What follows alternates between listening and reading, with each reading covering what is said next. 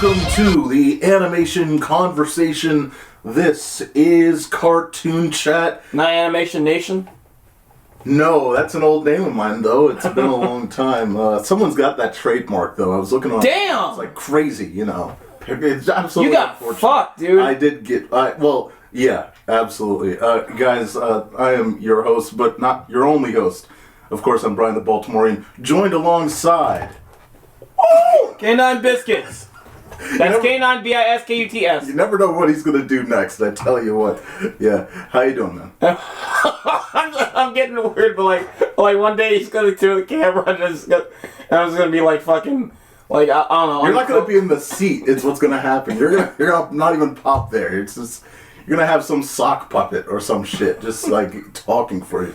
It's gonna be some like old. It's not even gonna be me. It's gonna be like some old fat naked guy. If that's the case, it's a live recording. We're not going to be in the same studio if that's the case. I promise you that. Like, if I turn around, there's a butt naked dude adjusted however many feet in the studio. Like between the time I start talking and the time that I turn back to look at where you are, I don't know. That's magic. That's some magic, right there. You find out via the camera too when you switch, and with our co-host. Oh! Guys, this is not the Naked Man podcast. This is CartoonChat, of course. Like not yet. Not yet. CartoonChat After Dark coming soon? Question mark. Of course. Never. This is one of many things in the ScreenBlast Society. We just want to throw this at you. You guys love CartoonChat. We want to try and get you guys interested in other stuff in our lineup.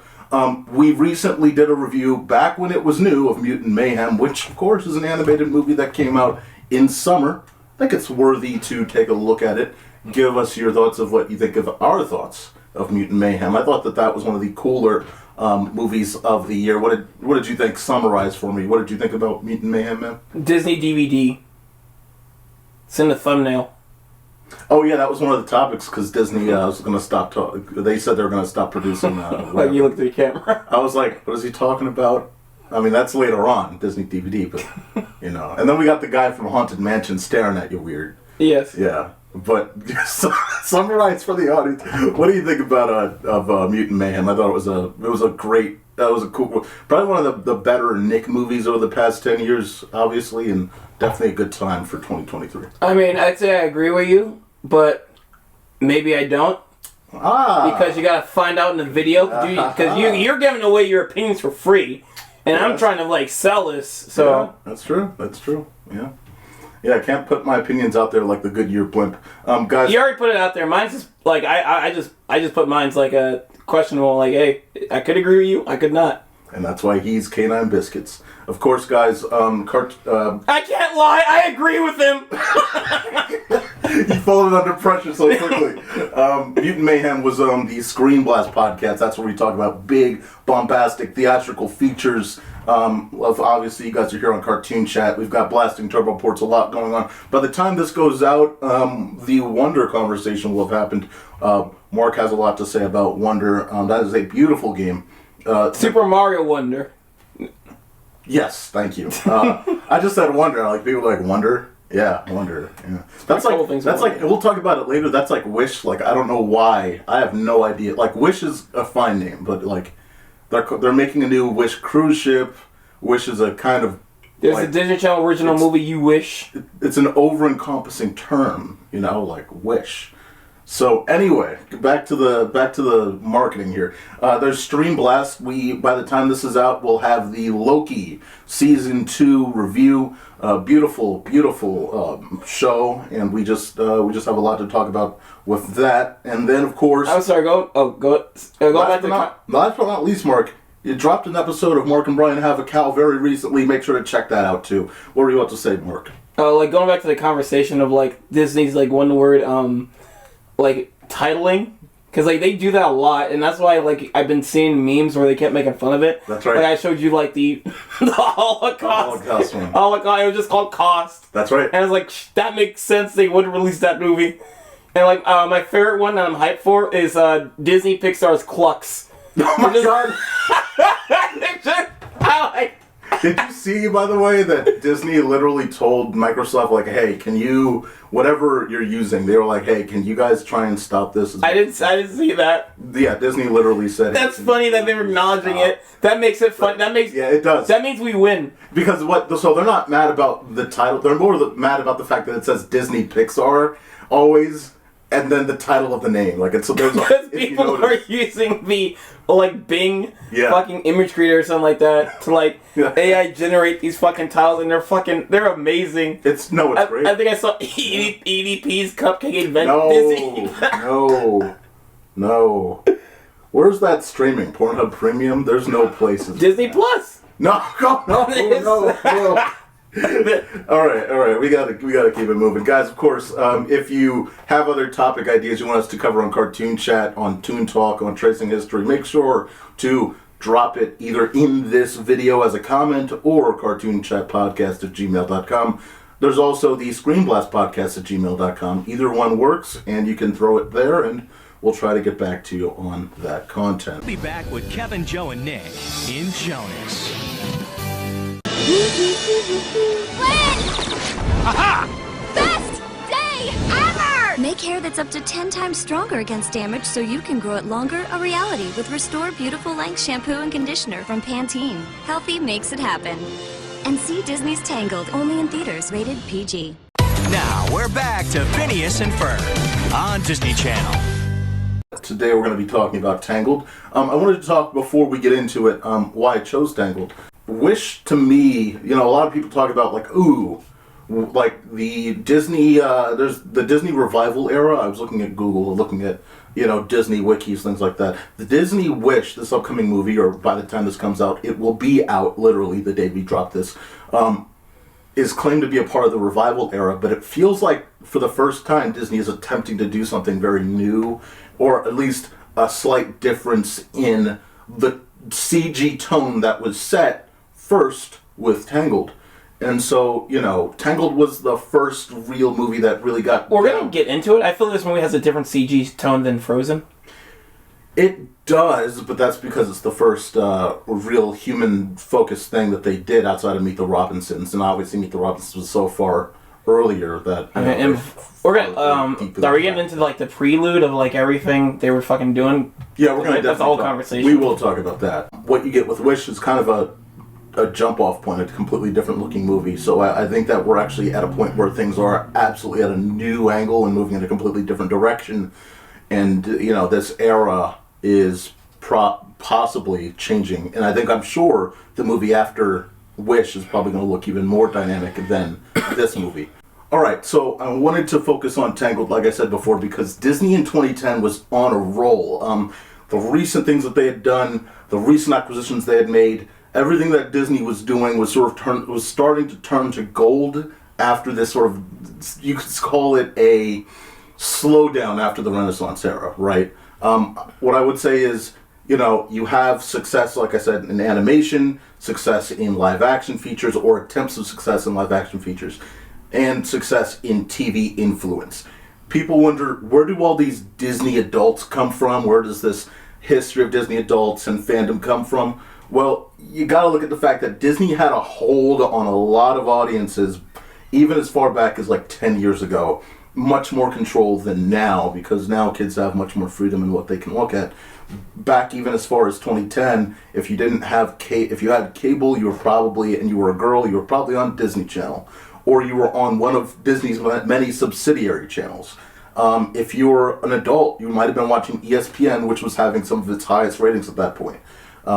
If you think about the fact that they just acquired Marvel at a very perfect point in 2009 when it was just getting started. Oh, that was very 9? Smart move. That was 2009. They had yet to acquire Lucasfilm. They had yet to acquire Fox. This was not at a point. I forgot the order of acquisition.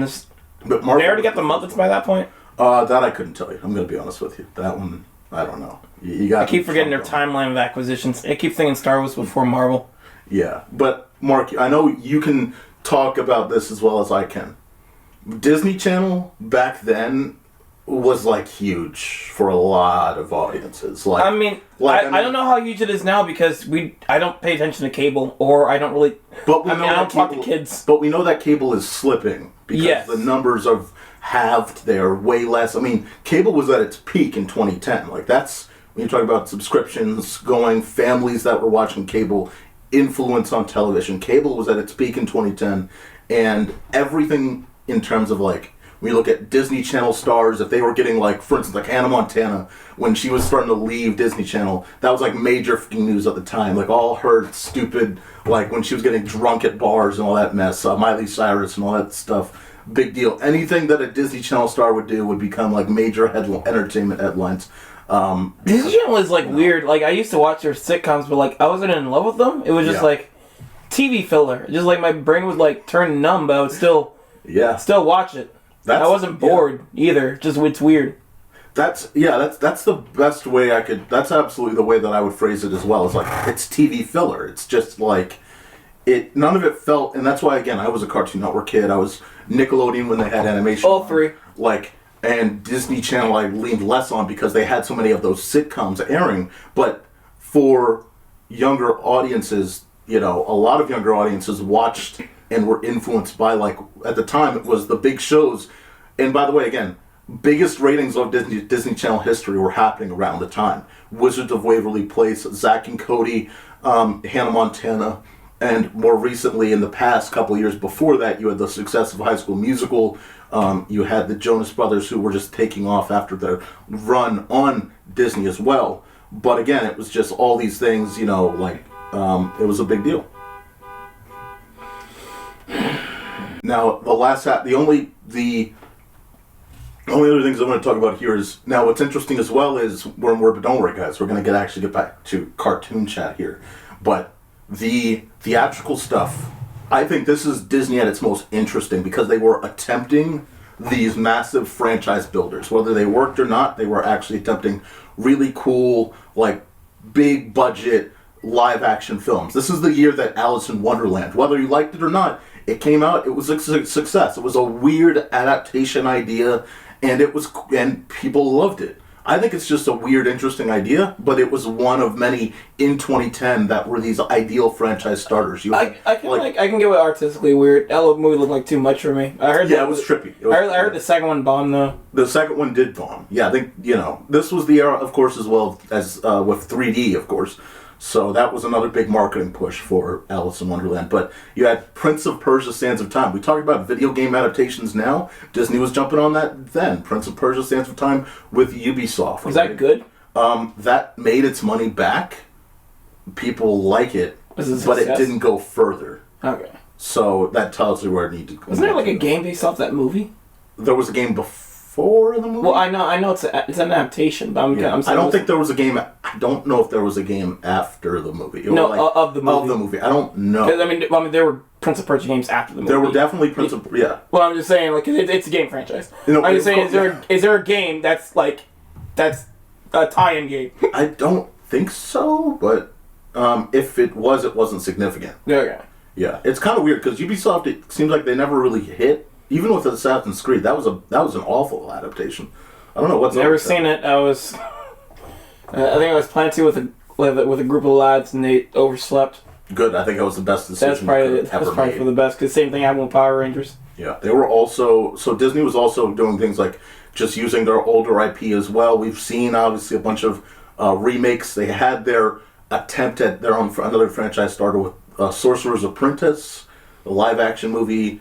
There was nobody even knew that was like a live action remake because they would they would try to remind people in the trailers like, remember that one Mickey Mouse short in Fantasia? We remade that, and it's like this doesn't look like this has nothing to do with Mickey Mouse. Right? It would have been cool if Mickey Mouse was like a live action CG creature, but you're not even doing that. You're not doing that. No. Nobody wants to see this black dude. It's just. No, a black guy doing magic. All right. It was a very weird choice. That was again they were just. It's like they were throwing stuff at the wall to see what would stick. One of the bigger ones. Like Go ahead. I liked it because of Mickey Mouse. If you take Mickey Mouse out, why the fuck do I want to see it? I have no. That's Someone somewhere was like we can make this work because there was no real story to that short in Fantasia. The point of Fantasia was like. We're like implementing like orchestric music with a short. So it's like, you're the fact that you're making a full movie with dialogue and shit kind of defeats the purpose. Kind of defeats the point of that Fantasia short. 100%. It's so stupid. Yeah, it's like, again, I don't. They were just some of those live action attempts. It's like they were good, they were bad. Obviously, the big one was Pirates of the Caribbean, but that was years ago. And by the time you hit 2010, that one was long in the tooth already. People were kind of like faded off of it. It did make money still. It still was a juggernaut. But it did not. But it's like people were getting tired of Pirates of the Caribbean. But that is their most proven success at this idea of making franchise starters. Disney's been doing this forever because they already did a live action adaptation like in the 90s for 101 Dalmatians. Yeah. And that one got a sequel. I think they made like even some of their weirder older movies. They for some reason made a remake of Shaggy Dog with Tim Allen. That's right. I remember and the I hate that promotion for that. That was such a weird one. Fucking the promotion creeps me out to this fucking day. It's just it's a dog from Shaggy Dog. We had to give him human eyes. Whoa. Is that me? I'm not a dog. I'm clearly in a dream. Just gotta wake up. No! All right. I'm a dog. And it's like, you're selling this to kids? Hey? This is creeping me out, and I'm still an adult. Well, it's still creeping me out back then when I was a kid, too. Just weird idea. You know, again, this was a lot of weird attempts, but again, I before getting out of live action, I have to bring up the fact that 2010 had probably one of the more interesting attempts at a franchise builder, and one that it made enough money to get a sequel, but they did not go forward with it, and that was Tron Legacy. That came out at the end of the year in 2010. Very cool idea. In terms of the whole movie, I don't think it's as amazing as it could have been, but a very cool, awesome idea. You're trying to launch a franchise. Is the show any good? I didn't watch the show, Mark. I just watched That's your failure. Yeah, totally. No, it's the people that didn't go see the movie. I don't need the show. That show was like, again, I didn't like the way the show looked either. I liked the way that the movie looked, and the show didn't give that look. I'm not going to spend too much time on Tron. Because you didn't watch the show. Because the reason they didn't make any more Tron stuff. I caused that. They only needed one more rating. I will say they only needed one. That's it. I will say they have said that they have put Tron 3 in development, but that was way back, like back when, like, what's his name, the guy, Bob Chapek was there. So, and that was during COVID. So I don't know if it's actually still in the running. What is still in the running? Like nowadays? Everything and nothing, Mark. Everything and nothing. Before I get again, sorry guys, Cartoon Chat. Got to shout out again. Disney Interactive, Split Second, probably one of the best racing games ever. So all this shit was made with CG, and CG's cartoons. So boom, that's it's animation. So yeah, but hey guys, that was Disney, and they have not made a sequel to that either. So. Imagine if you had a special phone, and with one call, you could replace anyone in your life who's not right with someone who you think is just right. Awesome! Then everything would work out all right. Right? Dial into the replacements. Next on ABC Kids. Your move, Flynn. Come on. Tron Legacy hits theaters on December 17th in select theaters in 3D. Check in and check out The Sweet Life of Zack and Cody today on ABC Kids. Anyway, a lot of good riddance. But the Belle of the Ball was animation. The Belle of the Ball was truly animation because they had already acquired Pixar. They had picked up Pixar at the perfect time because Cars came out the same year, and that was, whether or not you think that was a good movie, it had some specialty to it. The key was that it was a fucking franchise booster. It was a merch booster. It's not a franchise, but it was a merch booster. It sold like hotcakes. Like, if you wanted to prove that Pixar not only had great storytelling, but could also sell a lot of content to people, Cars was it. So they picked it up at the right time.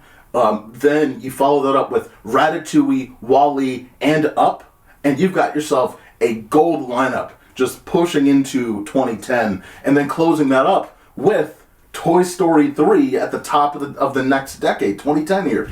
And it was like, wow, this is historic. This is historically amazing. You know, even though the Disney Renaissance was in the 90s, it felt like Disney had protection in the fact that there was this Pixar Renaissance from the beginning of the 2000s all the way through up till that point. You know what I mean?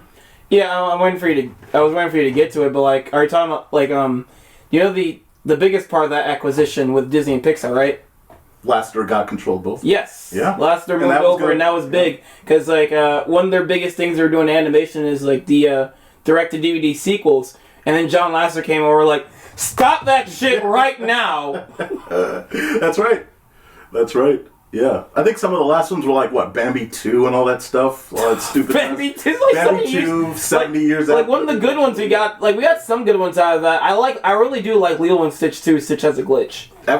Come on, it's a great. It's like Liking On and a Half is like one of the most perfect direct-to-video movies. Absolutely. But like there's some good ones, but there's like some useless ones out of that, like fucking Tarzan 2. Bambi 2. Fox and the Hound 2. I remember that one. Why? Why? Because they can. That's it. Because we can. That was no Disney. Robin Hood 2. The Furs would love that. That was, yeah, you know, that's the world out there. They're gonna. I think the last one they were in production was Chicken Little 2. Oh my god. And John Lasseter was like, no. Yeah, good. Seal that deal right now. At the same time, you know, again, like you said, and we're going to get to the fact that Lasseter was involved there critically. He had an impact on the production of Tangled. But at the same time, while you had this Pixar renaissance happening, and again, I don't want to undermention, like, again, Toy Story 3, we hadn't seen Toy Story in years. Now, if you're looking at it now, Toy Story is now in the midst of the franchise is continuing. It has not stopped. Things are going. Toy Story 3 was this fantastic idea that we were going to wrap it up with Andy, and it was a beautiful, interesting adventure with these characters and a farewell to a character that obviously was growing up with the audience. So it was, again, this culmination, this not Avengers level thing, but obviously this culmination of a Pixar property that had been there since the beginning, and it was a fantastic way to close it out with an audience that was aging up with Andy. And I think they did a fantastic job, and that just, again, proves that works with the rest of the Disney. Everything was working. And they stuck to their word. They didn't make another sequel. They ended it off perfectly. Yeah. Why are you laughing? Yeah, that's it. Yeah, absolutely. That's right. Yeah, 100%. And so, again, that's the time period we're in. It's like, wow, everything's gold. Pixar, pretty much, like, everything's gold. And if it's not gold, it's making us money. Cars, like, you know. And then over at Walt Disney Animation, it's like, yeah, they were doing, their CG was improving, especially after the Pixar acquisition, because, like you said, Lasseter was over there, or working with both. You had, obviously, like, if you look at the CG jump from Chicken Little to Meet the Robinsons to Bolt, it is incredible, because obviously, when you compare to, like, Sony Pictures Animation, when you compare to, like, I would forget to look up the movies like freaking Sony and DreamWorks were putting out around that time. And it's like, but like DreamWorks is obviously the closest competitor, and they're great, and they were great, but it's like having the best tutor ever versus doing it on your own. That's literally the difference. It's like having the best tutor versus doing it on your own. DreamWorks, we're doing it on our own. We've got an in-house team. Disney Animation, it's like we have Pixar. We have the guy that worked at Pixar.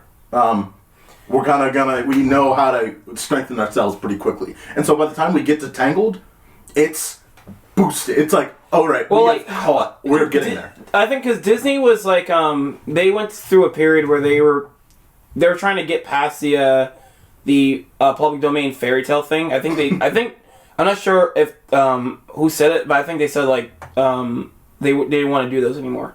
Yeah, that's a part that is brought up as well. Some of their movies kind of gotten weird. I mean, like the last 2D movie was Home on the Range, and that was an odd one. But like, I mean, the 2D animation, like it's a weird 2D animated Disney movie, but kind of so in some way it did feel like Disney.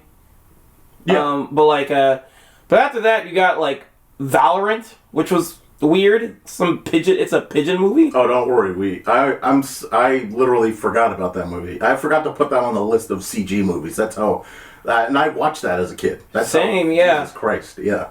Yeah, because that didn't make a splash. And then it was Chicken Little. That's right.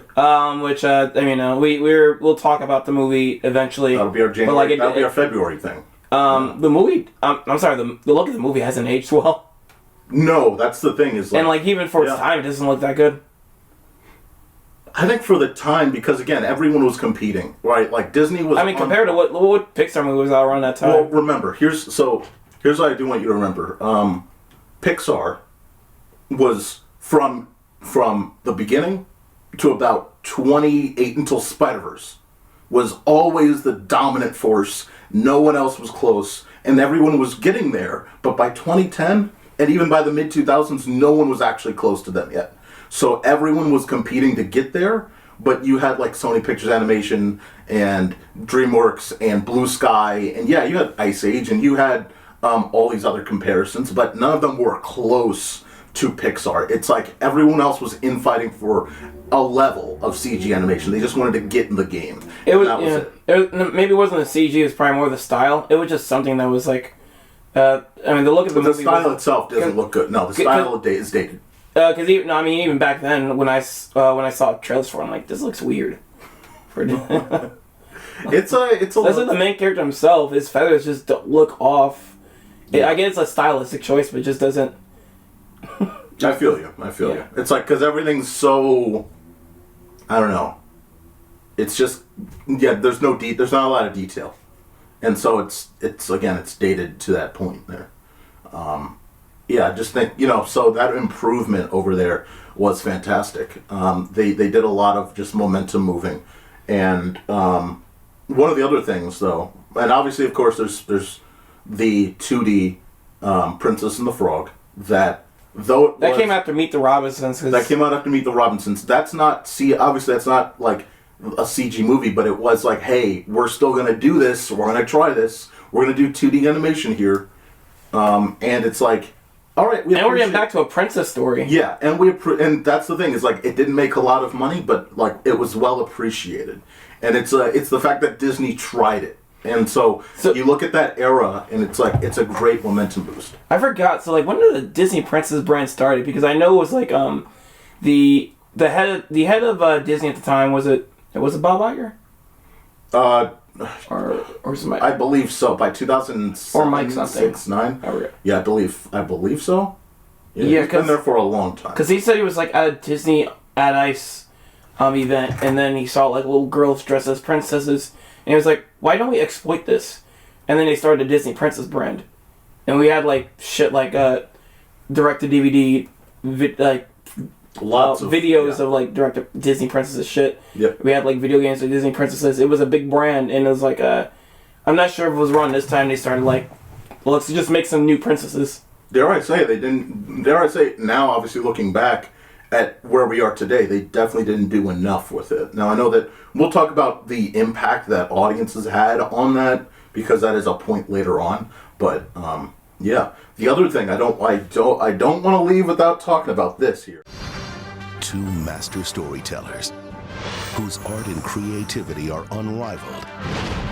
Now, Walt Disney Home Entertainment is proud to bring you the incredible works of two of the most influential filmmakers of all time, Hayao Miyazaki and Isao Takahata, and the fantastic films of Studio Ghibli. Ghibli was tied to Disney through that whole point of the 21st century up to that point, right? Like up to that point, the Disney connection was there because Disney did distribution for Ghibli content, right? They did distribution, they would help with dub stuff, and so it's like, whether or not it was a comfortable relationship, that added to this allure of Disney magic, this idea that what they do, who they work with, everything about it builds this quality, this allure of, hey, we're Disney and we're bringing like magic to the table. And I think like that I don't want to undervalue that. I think that's really significant. For the time, Disney was like they had a good brand going, because when you hear things that got acquired by Disney, it's like, oh shit, they're gonna fix that brand. Yeah, they're gonna make good use out of it. Like whatever comes out of Disney is fucking gold. And I used to think that for the longest time. I was like, not only was I a Pixar fan, I was just a Disney fan. It was like, I didn't watch everything Disney, literally. No. But it's like, when a product has come out by Disney, it was like, oh, it was like Nintendo seal of approval. It's like, it's going. That's right. There was a layer of, that's the thing, that magic. It has to be good in some way. That's the other time, thank you for bringing that up, because Disney Vault though it was fading, because thrift stores had the content, the vault was still a thing. It was fading, but it was still around. So that was another key piece of everything that Disney was trying to... This idea of this lockbox of quality, Disney Vault was clearly another big definition to that. On April 30th, Walt Disney's Snow White is going back into the Disney Vault. Get it before it's gone. Dude, I was such a Disney fan. I wanted to work there when I was a kid so bad. When I grew up, I wanted to work at Disney. Yeah. Again, but that's the thing. That's the energy you had back at the time. Because whether you were watching something like Toon Disney, which became obviously Disney XD later, by the time it's 2010, it's Disney XD. But whether it's Toon Disney, whether you're maybe a fan of the sitcom content of Disney Channel, whether you just like the Renaissance era, which, by the way, because it was only 2010, it's only been 10 years. That's not too far. The Renaissance era was not that far back. So you still watch those, maybe you're still a fan of those, you go to the parks, anything, that energy is in you, or that brand is instilled in you. That's how you get a lot of the Disney fandom, the Disney adults, that Disney ecosystem, was on top at that point. They knew people knew that. They would rewrite history just to make themselves look better. Like Disney made the first CG movie. No, they bought fucking Toy Story later. They didn't fucking own it. Mark, I know you brought this up before, and you brought this up several times, but Illumination actually is very revolutionary because they made Mario. Let's. I was just not in the movie. It's just from Mario, from the people who brought you Mario Brothers. From the people that brought you Mario Brothers. The most recent trailer to fucking Migration doesn't have that anymore. No, I think again, like we said, it's I'm theorizing. Get that out of here. Yeah, I'm theorizing. Nintendo was what the fuck you guys doing? We're trying to sell stuff. We're not trying to lose money, you idiots. All right, on to nowadays. Their name is just... Disney's name is just so tarnished. They keep, having, failure after failure move. Well, it's just that it feels like today, they not only have wiped away that idea, because they bought so... they wiped away that magic lockbox rather quickly. Within 10 years, they've wiped away that lockbox, and you see now the corporation behind it. That could also be that we're becoming adults, but you see the corporation side much more because they went on that shopping spree. They bought Lucasfilm. It doesn't help that they've burned 2 big franchises into the ground within a number of years. That's another big thing that kind of burns that ability. I think this Disney decimation era, that's a good... Yeah. No, I want to say it started with Disney Plus. No, because there were cracks in the rubble before. Because remember, Finding Dory and Incredibles 2, it was all right. Did they start with Star Wars then? It was a mix of whether you like Last Jedi or not. That was all right, we're kind of on ice. And then it was obviously you had Pixar sequels because they were into that sequel era, and it's when are we going to get original things? We had Inside Out, but we didn't have a lot of other things between that. So you're kind of fading a little. It's we're fading now. That's strange because again, you compare the momentum of up to 2010 versus these last few years, and it's a sharp sort of this is not as trustworthy because the quality's slipping. Oh, this isn't as trustworthy because we're going to drop a lot of politics into it. Even Disney Animation themselves, they were on a roll with different ideas, and we'll talk about that later. But Wreck-It Ralph. And actually, we'll talk about this later because this is after we talk about Tangled. So, do you have something? You want to add something briefly before? Because we'll talk about this toward the end. I used to root for Disney acquiring more shit. Yeah. I remember there were so many rumors that hey, Warner Bros. Is failing. They might buy DC shit. And I was and I was oh, they do that. They're gonna do so much shit with those heroes. Yeah. And now if I hear they bought DC, I'm oh, they ain't gonna do shit. What are they? Yeah, it's they're not gonna cross over with Marvel. It's you get an ill sense about them acquiring something. They're just gonna they're not gonna even think about crossing over with Marvel. They're not gonna do that. I don't want them to. That's the other thing. You don't want them. It doesn't matter. They're still not gonna try it. It's just gonna because Marvel is barely crossing over Marvel right now. so they're just gonna release some either shitty movies or shows or something like that. Adventure has a new face. They just can't get my nose right. Catch your Disney Channel exclusive first look at the new Disney comedy adventure Tangled. Sunday during a brand new Sunny with a Chance, starting at 8/7 Central, right here on Disney Channel. Sing and Glow Rapunzel doll plays music and lights up. And now, let's let's get back to Hannah Montana. We're finally talking about Tangled, guys. Here we go. So the release date, literally right around 13 years ago today, obviously, by the time this comes out. This is one of those movies that runs just over 90 minutes, and I think it works out pretty well at that time. God, this movie's fucking long. Would you rather see Killer of the Flower Moon? Yes! I think you could see... Couldn't you see Killer of the Flower Moon twice? I think. You could probably... Yeah, you can. You can see Killer of the Flower Moon twice in this time period. Wow. No, you mean Tangled twice. You can see Tangled twice in this... That's 6 hours. That's 7 hours, my boy. 7 hours. Yeah, hard pass on that. That's a whole work shift. That is terrible. That's not even part-time. That's full-time. Yeah, so the budget is $260 million. It is... Again, we'll talk about I didn't mean to put the adjusted already up here, but the budget is $260. It is actually, we'll talk about this just for a quick sec here. Why do I have 2 copies of this? One sec. Here we go. I'll just talk about this now. It is the most expensive animated feature of all time. But adjusted for inflation, it's not doing it just. It's even higher now. It's $367 million if you were to make that today, which is okay. I was about to say because I thought Lion King. Was too. That's the thing is if you adjusted for inflation, Tangled comes out well ahead. It's not close. What's funny is I think that's. 260 is the budget for the Marvels, which we just reviewed, so you can check that out. Jesus. So yeah, I forgot already. And by the way, I forgot that whole movie already. the pain here was that at the box office it made $582 million, which technically it broke even, but they were looking for this to be obviously a massive hit. You're going to sink 260. You obviously want at least $700 million. The benefit is that DVD and Blu-ray sales push it far enough that it was actually kind of like, even though you always look at the box office numbers, when you look at that physical media number, it actually boosted it well above to the point of it being more around like over $800 million, which is a very good number to be at, even though it had to rely on that DVD Blu-ray sale rate. So even though it's the most expensive, it technically has made itself a nice little profit with that post-release sale. Let me get it back to, what do I have here? Same slides. Same slide, yeah. All right, so we want to talk about the crew here before we get into anything deeper. So it was directed by Byron P. Howard. Now this is obviously the last duo because, of course, this is a movie that had multiple teams working on it through its life cycle. But the key here, in its final form, was that Byron P. Howard worked on this along with Nathan Greno.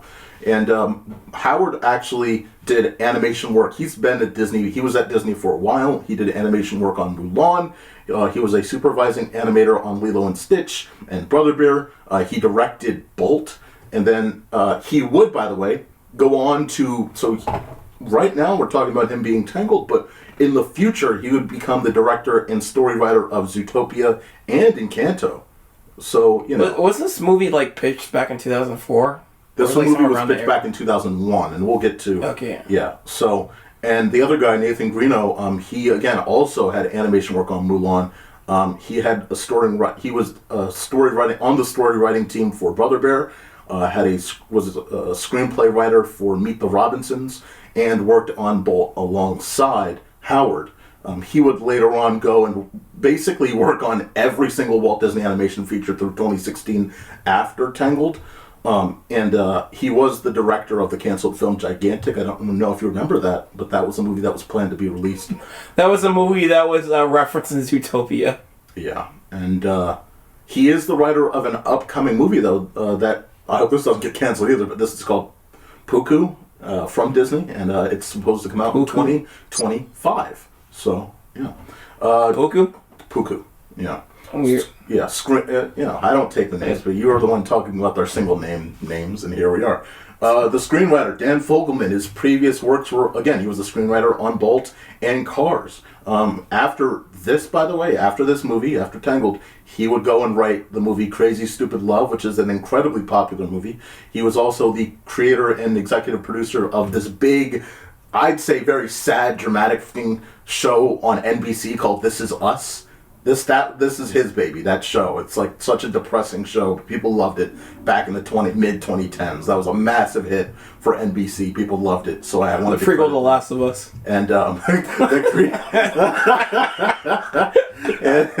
the creator and executive producer of The Neighbors. I believe that's the movie The Neighbors with Zac Efron and Seth Rogen, where they were the parent and you remember that movie? Yes. Yeah. So. Of course, can't leave without talking about Alan Menken. Legendary. Legendary would be an understatement. He worked on a lot of shit. Yeah. I'm gonna go ahead of schedule with this movie. Like, put it on the tracks and throw it on there. He was sleepwalking with this movie. Like, these songs, like the songs are like they're generic. They're fine. I guess they're fitting with the animation, but like because he. For all the music in this movie, like, I would give my props to the animation team because they did wonders with all the musical sequences. I loved all the musical sequences. I don't really care for the music itself on its own. It's just like it's very generic, and this is like from the guy who like wrote the lyrics to the Little Shop of Horrors, one of my favorite soundtracks of all time. Mm-hmm. He was because he wrote also. He has a lot of credits. We can't get them all. Little Mermaid, Beauty and the Beast, Aladdin, Pocahontas, Hunchback, Hercules. He has 8 Academy Awards and 19 nominations. Now, by the way, just to let you know, so we're getting ahead of track here, Menken was told by Disney to lean away from that Broadway overproduced kind of style that he usually goes for on the production of Tangled. And he was sort of like toned down the bombast, is what he was told. So... if you're looking for a reason, still made some it's not him. Like it may not have been him at the end of the day, even though he's credited. It's like, hey, if they tell you tone it down, it's like, hey, all right, fine. You want me to tone it down? And again, I think that, though we'll talk about it later, I think the music overall in this movie is basically, you could call it of the time, because it's like, it feels like very much like some of these songs sound fitting for Disney princess feature, but some of them sound like music from the time, and they feel very like smack dab in the I would say like Frozen has like legit catchy songs that I would listen to by itself. The biggest example is Let It Go. There's a reason that song was played so much. It was very popular. It's like it's a really good song, like separate from the animation. Yes. I cannot with these songs in this movie, I would not enjoy them separate from the animation. I'll bring them up. I have a few that I do appreciate. I just think like they are definitely like the music to me stays contained within this movie. I'm sure there are people right now. Like I said, it's fitting for this movie. Exactly. There are some people that are watching this like, hey, I love Tangled, and we're not throwing this at you. I'm just as someone that didn't watch Tangled a lot. I think I only watched it probably once or twice before this. Because again, 2010 for me, it's like I would rather, at the time, I was watching Tron Legacy like a billion times. I watched Toy Story 3, so like probably twice in theaters, and then I don't think I've watched it a bunch of times afterward, but that's the movie for 2010 from Disney that catches my nostalgia more. But this is a movie that I think is very valuable in the history of Disney animation. But overall, in terms of the music, I think that it's unfortunately, it's not a tune that's like, oh, I'm going to play this on the radio. No, I'll play this on my MP3 player. But this is not a movie where, like Let It Go, would be on radio stations. None of the songs here, it seems like, would kind of push into that. But they are beautiful. There's a lot of them that are the only song I probably like has a beat to it is the end credits song. It's like, it's more... Ew. I'm not saying it's the... How dare you? There are some. You don't like the end credits song? There's some good music. I don't like it on its own, but like it's just like it's the most one. It's like it sounds like it's trying to have a more catchier beat than what it's that's what it sounds like it's trying to do. I don't care for it on its own, but like it's just like something I think there should have been like a song more of a tone to like that. Yeah, well, like at least one song. We'll get into it because we'll go through the journey here and in a second, but obviously. As I do, we go into, obviously, hey, got to talk about this. It's going to be rather brief, not a lot, but 14-year development cycle for this movie overall. Just to let you know, it's only been 13 years right now. So that's how long this movie overall has been in development. You know, because of course it was. That's crazy because it was originally further back beyond when it was pitched. That's when it was started, at least in terms of the script and ideas and things like that. So long production. Thank goodness it didn't have the same fate as Peach and the Cobbler. Peach and the Cobbler? You never heard of Peach and the Cobbler? No. It was like a film. I think it was the main animator for Roger's animator for Who Framed Roger Rabbit. He was working on this movie for years. Like, it was a long time. It kept getting passed around until like the studio just like tried to take what was already done, animation was already done, and just try to make a narrative story out of it, even though it wasn't in his vision. Right. And it was bad.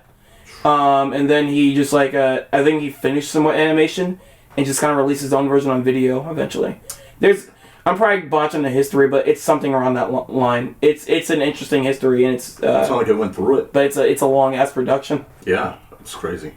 It's like, you know, finally getting to at least something of a product that obviously didn't get the way it wanted to go. But yeah, I mean, again, so with Rapunzel, which is what it originally was titled. This is so far back that it's back in. We already did a cartoon chat on Atlantis. Like, that's how far back this movie kind of had started its development cycle.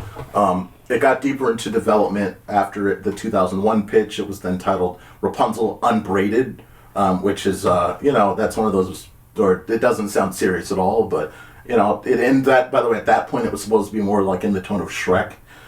But after Lasseter became the chief creative officer of Disney Animation, the story was essentially completely scrapped outside of the hair, the tower, and that was pretty much it. Like, and the star, like, that's it. So they restarted. That's where you have the team that we have now, the duo that worked on Bolt were hired in. Lasseter wanted them to get on this movie, and so yeah. That's how we kind of build into how Tangled is built today. There are obviously more researched articles you can look at. We're not going to go take a 2-hour trek down the history here, but, you know, interesting enough for a movie that's 14 fucking years in development, man.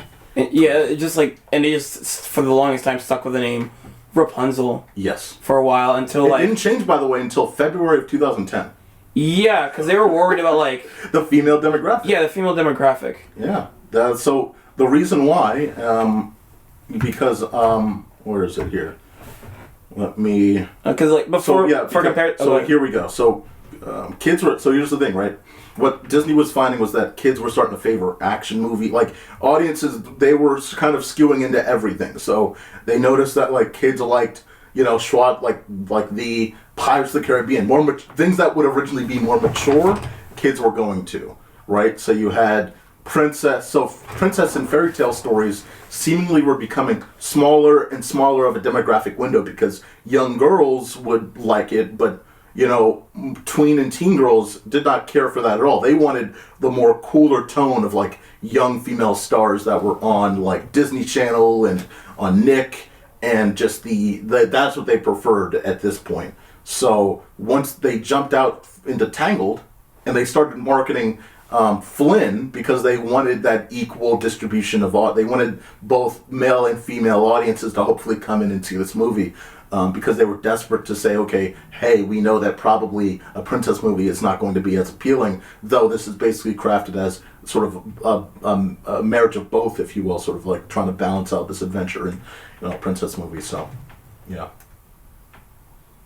sorry, not to. They should have named it to Rapunzel. Rapunzel. You got Rapunzeled. Rapunzeled. And like the main character would say that like after she beats. I'm about to Rapunzel you. No, she like beats the shit out of people with her hair, and like you got Rapunzeled. Mark, that's why you don't get the big bucks. One final thing about Rapunzel. That's not because you don't pay me. One final thing before the release of Tangled. One key member brought up a quote, and he said, "This sucks." He said, "Quote: There's 100. Oh my God! Can you imagine? There's 140,000 individual hairs, and hair is the hardest thing to animate in a computer. It's made up of pixels that bounce against each other. We've been solving artistic problems of math for 6 years on this film, just trying to establish control. We broke it down to 147 different tubes, each with 1,000 hairs in it. The hair was the most complex character we had in the film. Like, that tells you, like, you know, I can imagine, like, John Lasseter was there because it took him forever to fucking figure out that shit with Sully. Yeah. Because they had, like, a lot of behind the scenes. Because Sully has, like, he doesn't have, like, long hair like that, but he has, like, a mess of fur. But in that Monsters, Inc. movie, that fur it's well made and it looks realistic. Yes, indeed. And, like, especially, like, a lot of that shit had to be hard to animate, because there was, like, scenes where they went into the snow and they got, like, he got, like, getting snow like caught in his hair. Matted on his hip, yeah. It gets blowed on and shit. That's right. Like, they do a lot to make that fur look realistic. That fur is, like, the highest paid actor in that movie.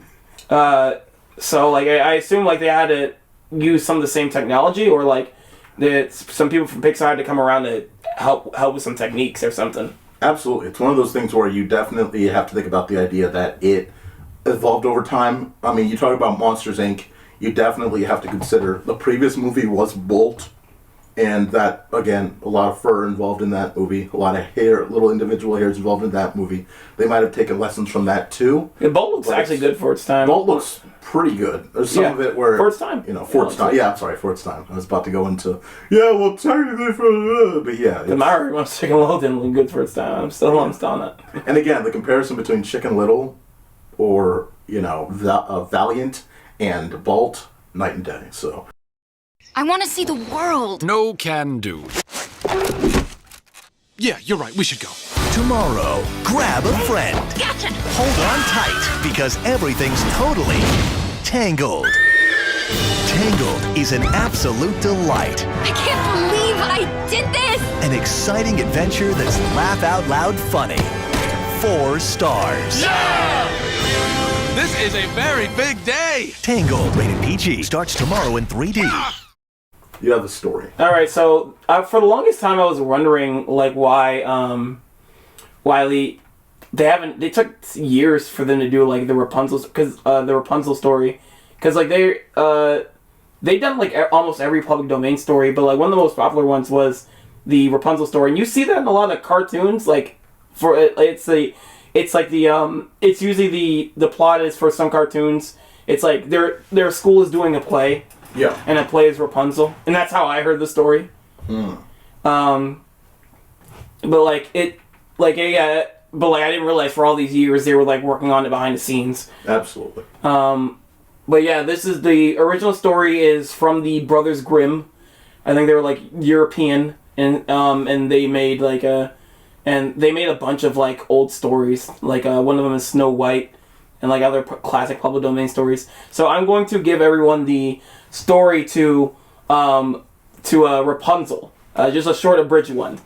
All right, so it starts with a mother, a woman and a man. They live next to like a garden, or like they can see a witch's garden from their window, and like the woman is like, man, that flower looks fucking good. I want one, and like, cause like it's the Rapunzel flower. And she's talking to her husband like, I need it!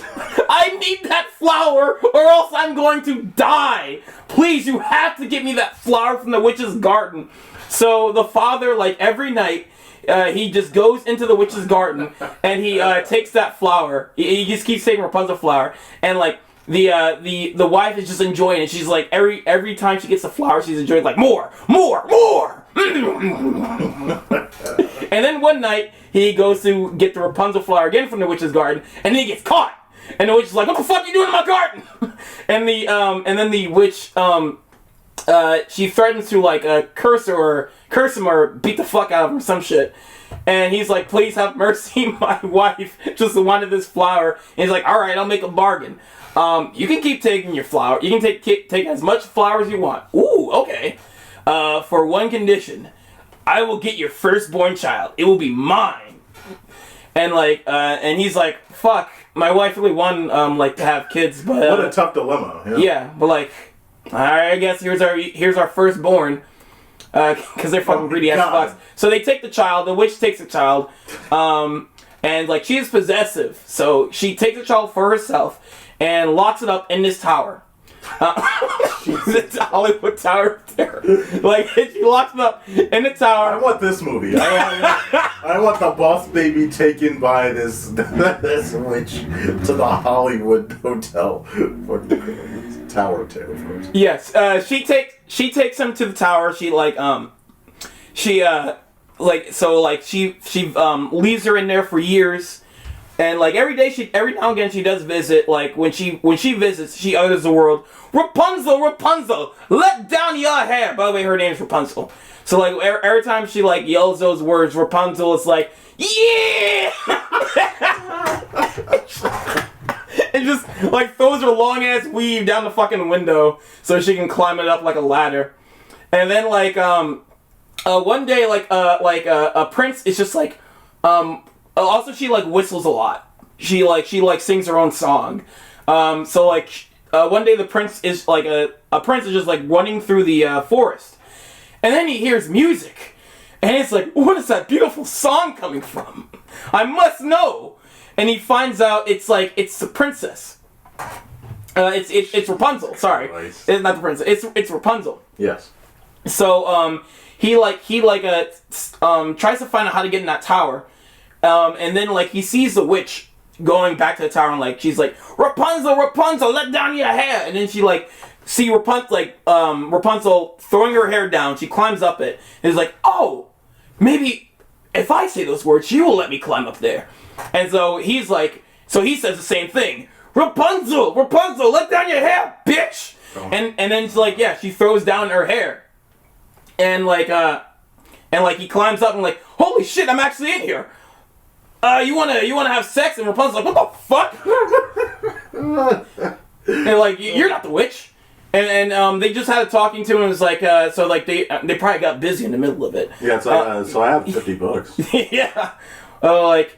So they just kind of have a talking to. After talking to, they're just kind of like in love. So it's like, all right, so how we're gonna arrange this? Because we need to get you out of this tower. She was like, all right, if you bring me silk, I will make a ladder out of it. So bring me a piece of silk every time, and we'll make a ladder, and then we'll both escape. And then so she kept bringing him like silk all the time, and like they finally formed a ladder. And then the next time the witch comes back up to visit Rapunzel, and like she just starts an argument. She's like, "What? How come like you and these choices of images? Like how come like you're fucking? How come you're fatter than the prince? Like you're a lot heavier to bring up than the prince." And she was like, "The fuck? I thought I've been keeping you from this world, and you've been letting boys in my fucking house." Oh my god. So she was like, "You know what? Fuck you." So she just gives him She just gives her a haircut. She's like, "I'm gonna cut off your entire hair, and I'm gonna leave you in the fucking desert." So she just banishes. Rapunzel to the desert, and to live alone, with nothing for the rest of her life. And then Rapunzel tries to come back to the tower. And he's like, Rapunzel, Rapunzel. Hey, are you fucking kidding me? Yes. Alright, I'm sorry, go ahead. And Rapunzel comes back to the tower. It's like, Rapunzel, let down your hair. And the witch, it's just like, she's playing a prank on the fucking prince. So she throws down the hair that she cut off. She throws down the hair, and so Rapunzel can climb up it. And then Rapunzel gets back into the tower. And he's like, Rapunzel? Where are you? And then the witch is like, ha, bitch, I killed Rapunzel. She's dead. She's gone. You came up here for nothing. You try to get laid by my daughter, and you expect to like run away from her without me knowing? Fuck you. And then he was just like flabbergasted. He was shocked. He just couldn't take it anymore, so he just jumped out of the window. But he lived. But sadly, he got like thorns in his eyes, so he became blind.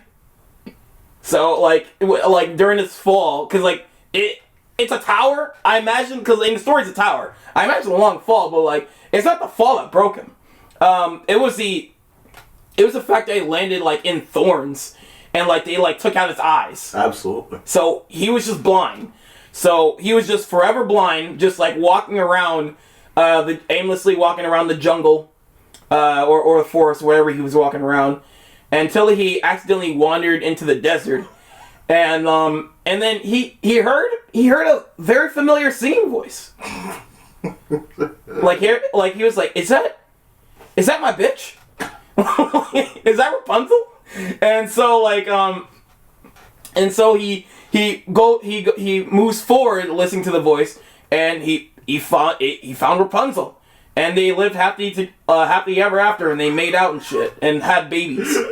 Oh my fucking god! And that's the end of that. Yeah, that's the story right there. Hey, oh, good shit, man. The Brothers Grimm Rapunzel 012. I think it's their 12th story or some shit like that. Christ. Yeah, that's the I can't take you seriously. The fucking I can't. I love it. That stupid stuffed animal picture, because it's like they kiss and like they're children.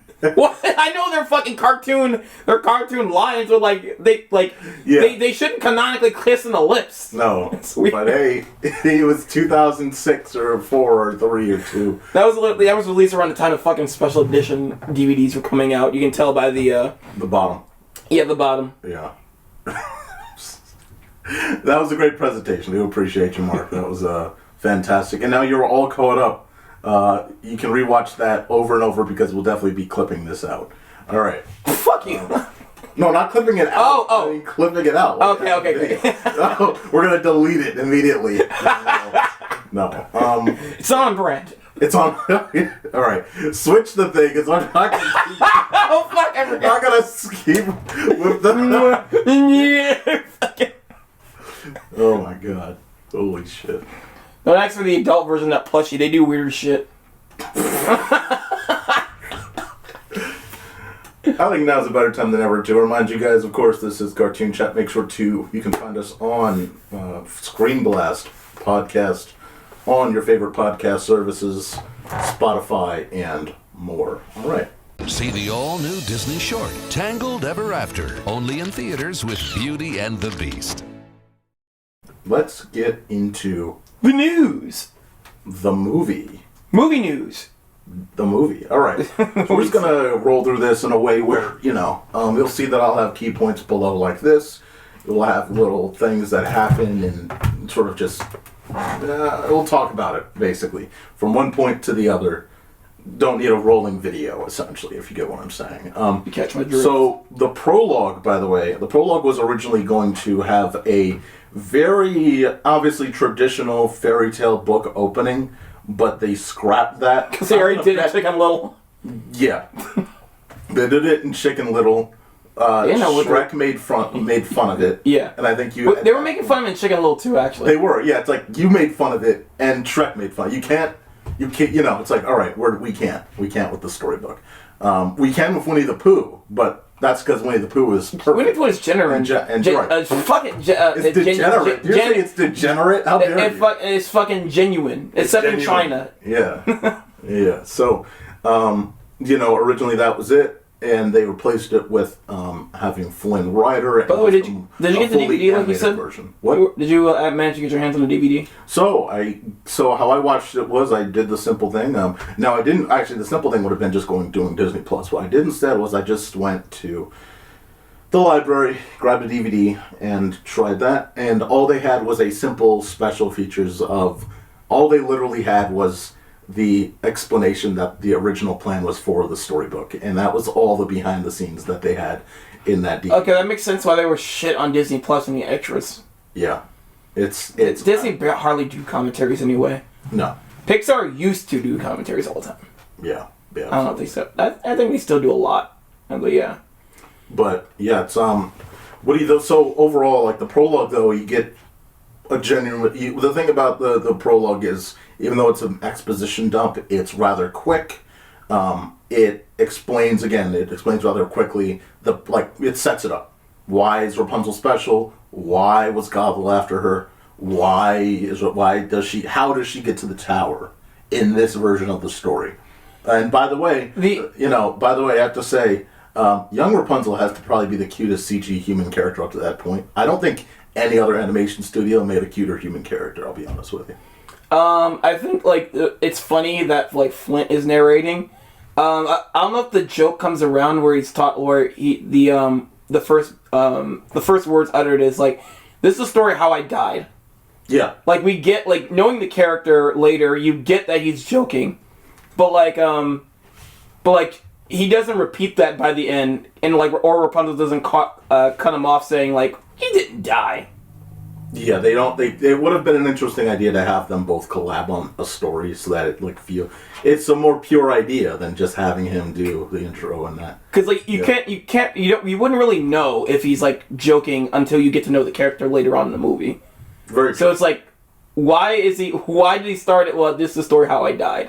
That's right. But like in the shorts that was also on a DVD I saw on Disney Plus. It was called Tangled Ever After. He also starts it the same way, and like he's like, this is the story how I died, and like that's when I called her Tangled. Did I call it Tangled? Yeah. But that's when Rapunzel cuts him off, and he was like, no, it's not. This is the story how we got married. It's fitting. It would have been better and just cuter overall and more fitting for the tone of the tone of the movie that they're going after here. I think in the ending he should have said, so that's the story of how I died, and then Rapunzel goes that would have been very cool. But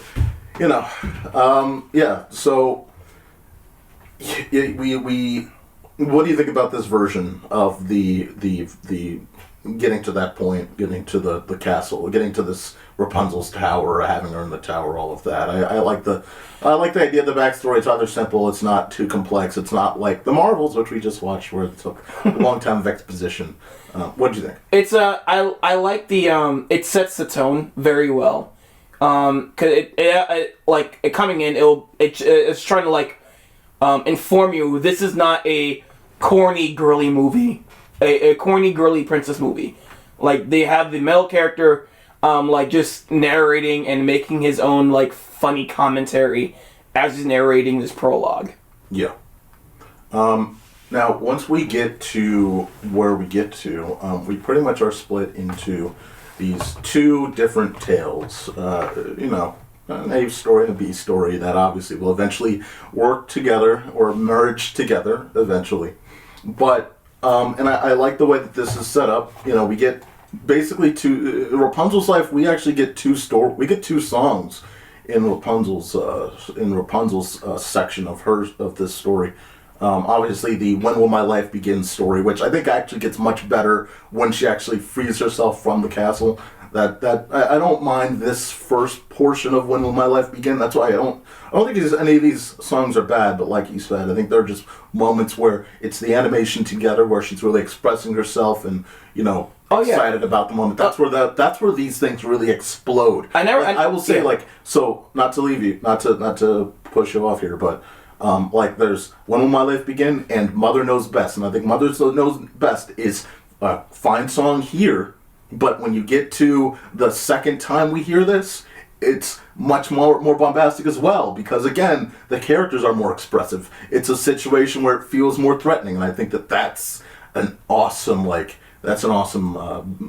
fitting timeline for that. Oh yeah, I never said they were bad. They're good for this movie. They're just like not catchy or like as good as I would say some of the past Disney movie musicals that like came before this one. Right. Because even The Princess and the Frog had some great songs. Oh, beautiful songs. Like, and I love even they had a great villain song. Who do I have? I have friends on the other side. That's right.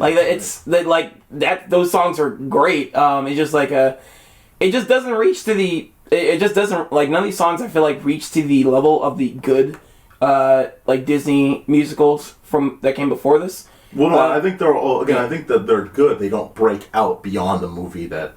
There's a different, there are good songs, but they just don't break out beyond the movie that they're in. No, yeah, that's why I said they're not on the level of the stuff that came before it.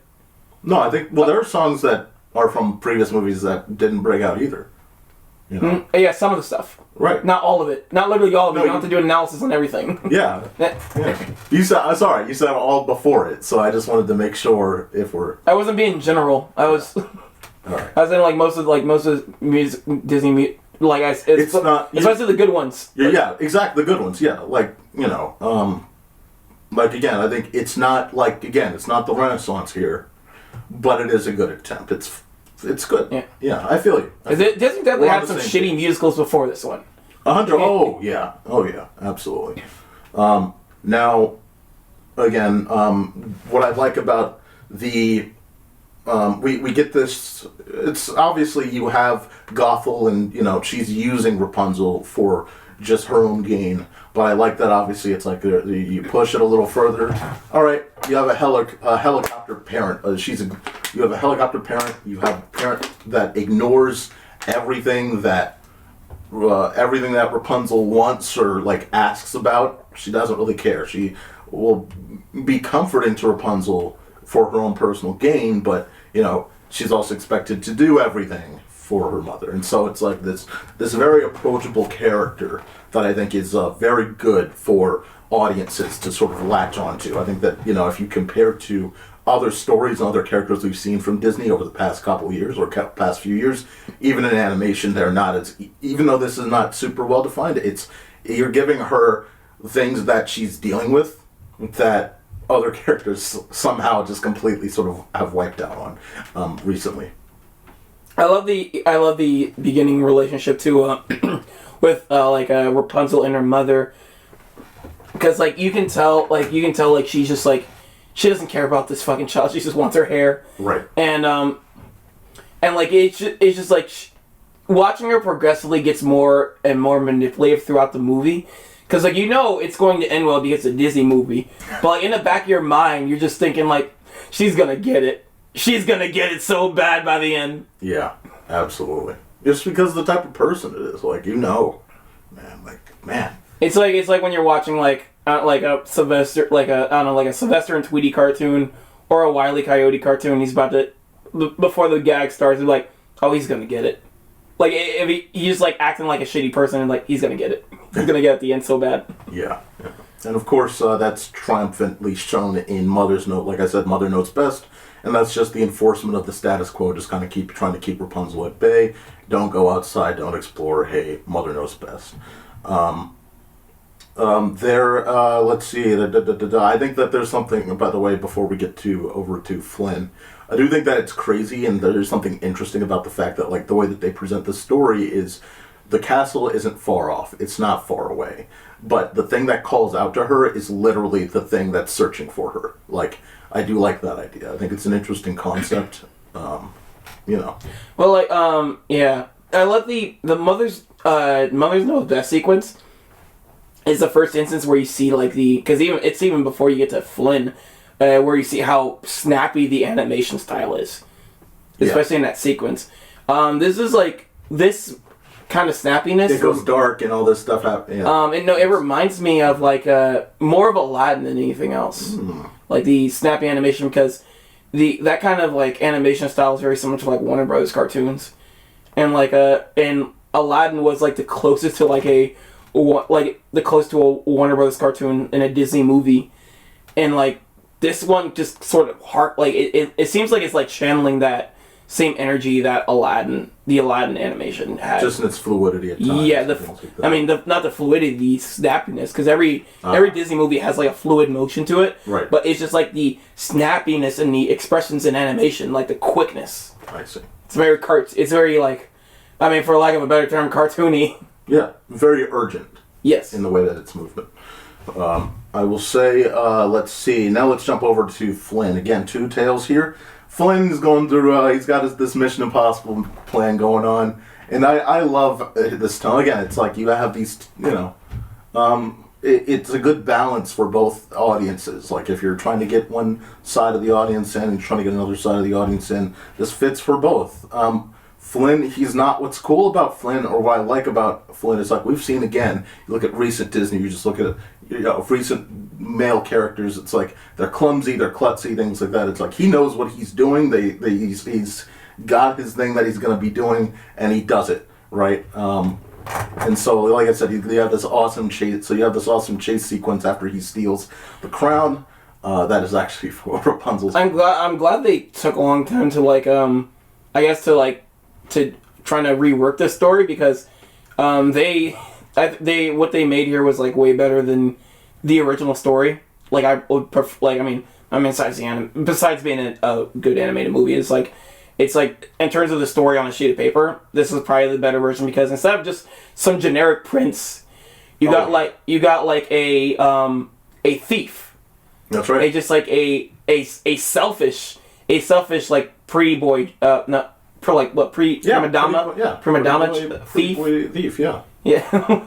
And like I just like how he the running joke of like how they keep getting his nose wrong. Yes. They even do that just again. Can't get my nose right. Yeah, they just can't get my nose right. They even do that joke again in like the DVD short. Is that on the DVD? The Ever After? It wasn't in that DVD. It was I had to jump over Disney Plus, all that stuff. So. Okay, Ever After was on it. Where was it on for you? Oh, I was looking on Disney Plus. Cool. I guess it was only on some kind of separate thing then. Yeah, they ran it. They have it on some DVDs of a bunch of other short collections and things like that. By the way, they re-released it for a re-release. Or no, they released Tangled Ever After during a re-release movie. So if you were trying to see Tangled Ever After in theaters, it was going to be connected to a re-release movie. I can't remember what it was, but it was an older movie that was re-released, and then that would be the short before that movie, which is a weird way to put it in. That's weird, because like Frozen did the same thing. They had like a short called Frozen Fever, and I'm not sure where that got released, because I think that came like a little bit after the movie. Yeah, a little bit after the movie already released on DVD. Right. Yeah. So they for a while I guess they had these weird shorts, and I think Frozen was the last one they had like a big short for, because I know Moana didn't get one. No. Or anything afterwards. Yeah, it's one of those things where it's like after that, or even just those two, it's like, all right, we released it, but it was too late to go on to something like we talked about with The Incredibles, where you had Jack Attack come. It was released after, but it was then put onto like the deluxe DVD. This was so far after Tangled that it's not in a combo disc. It's literally just boom. You have to find it. You have to go out and find this. Yeah, you know what? Bolt had like a short, but it was actually on the DVD. It was about the fucking guinea pig. Was that a guinea pig in there? Or the hamster. Oh, yeah. It was some kind of extra adventure with the guinea pig. The character I could give a fuck less about. The movie I don't give a fuck about in general. You remember I was a fan of Bolt as a kid, but I was a fan of Bolt the first 10 minutes of Bolt. And Bolt was fine, but it's like a weaker telling of Toy Story. Again, again, the whole road trip can go to hell. I really think that, again, that movie, if it was actually like an underdog and just had him stay a superhero and that vibe and that energy, it probably would have been a movie that might have made money. So, or no, it made... It's a forgotten movie, but it can remain forgotten. I don't give a fuck about money. It probably did. I think it broke even. But anyway, we're off track. But anyway, I in this chase sequence, we get obviously a character that will be important later. The noble steed Maximus, of course, and Maximus gets Flynn through the fear of Maximus and the way the trying to escape Maximus, he actually ends up getting to Rapunzel's castle. That horse is like the way that horse comes in is weird, because he is he's just a horse of the Imperial Guard. Yeah. Of the captain of the Imperial Guards. That's right. And like because he's trying to tell his horse to giddy up, and the horse like neighs to the other horses, and then like after like Flint like just kind of like sway like I don't know, gets around them. The captain just like accidentally falls off his horse, but the horse is still chasing after him, and the horse is like the best Imperial officer out of all of them. Like, I mean, he stayed on the hunt. He was the best. But literally nobody's as good. Nobody on that no guard is as good as that horse for some reason. No humans, none of it. None of the other horses either. None of the other horses are that smart either. It's weird. Yeah. Yeah, but him and the horse is or just chasing after. No, the Source is chasing after Flynn. And like they accidentally like fall and shit into like I guess the untouched part of the forest. That's right. No, the hidden part. No, hidden. Flynn finds the hidden part of the forest that the witch was hiding. Fake leaves, all that stuff. Yeah, absolutely. Now he goes there. He sees this castle, goes up, and boom, gets hit by this frying pan. And well, number one, what I like is obviously later on we find different moments where Rapunzel is shown to be strong. It's like what I like is we already are shown like she's, like you said, she lifts or. You didn't say this, but she lifts Gothel up. So we know that she's used her hair in many ways, that she's strong enough to do certain things. And again, that's just something where if you're comparing to other movies that have come out more recently where you just give a character strength without like showing how they got that strength, not a good real development point. But here at least you kind of show before and then boom, you're in a situation where you need to show that you have some strength that matters. We basically get this interrogation scene, and it's adorable because again he's not going to be afraid of a girl that doesn't seem very strong to counter anything he does. So he tries to woo her. That doesn't work.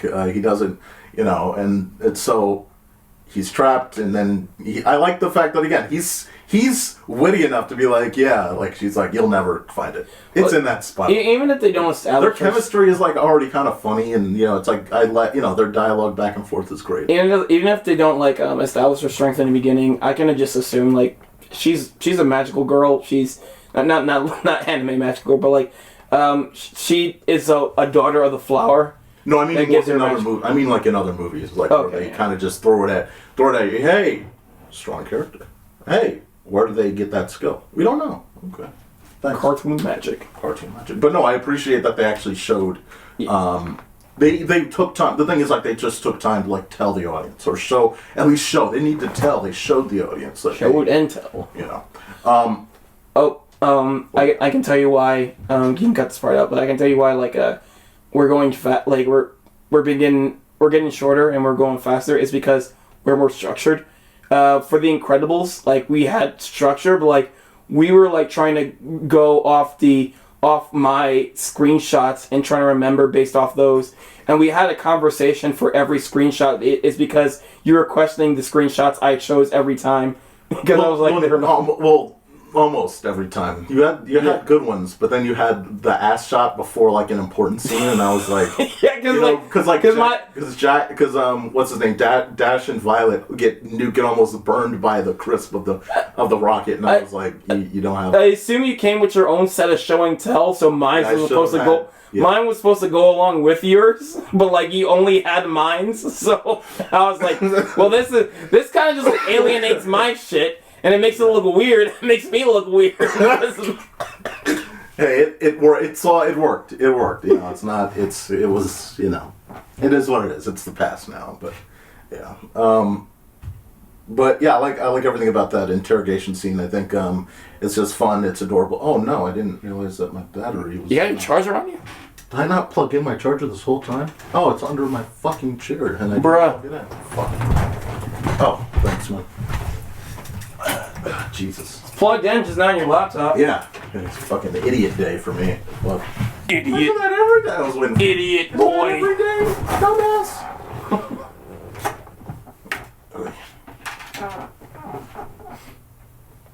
My God. Go in.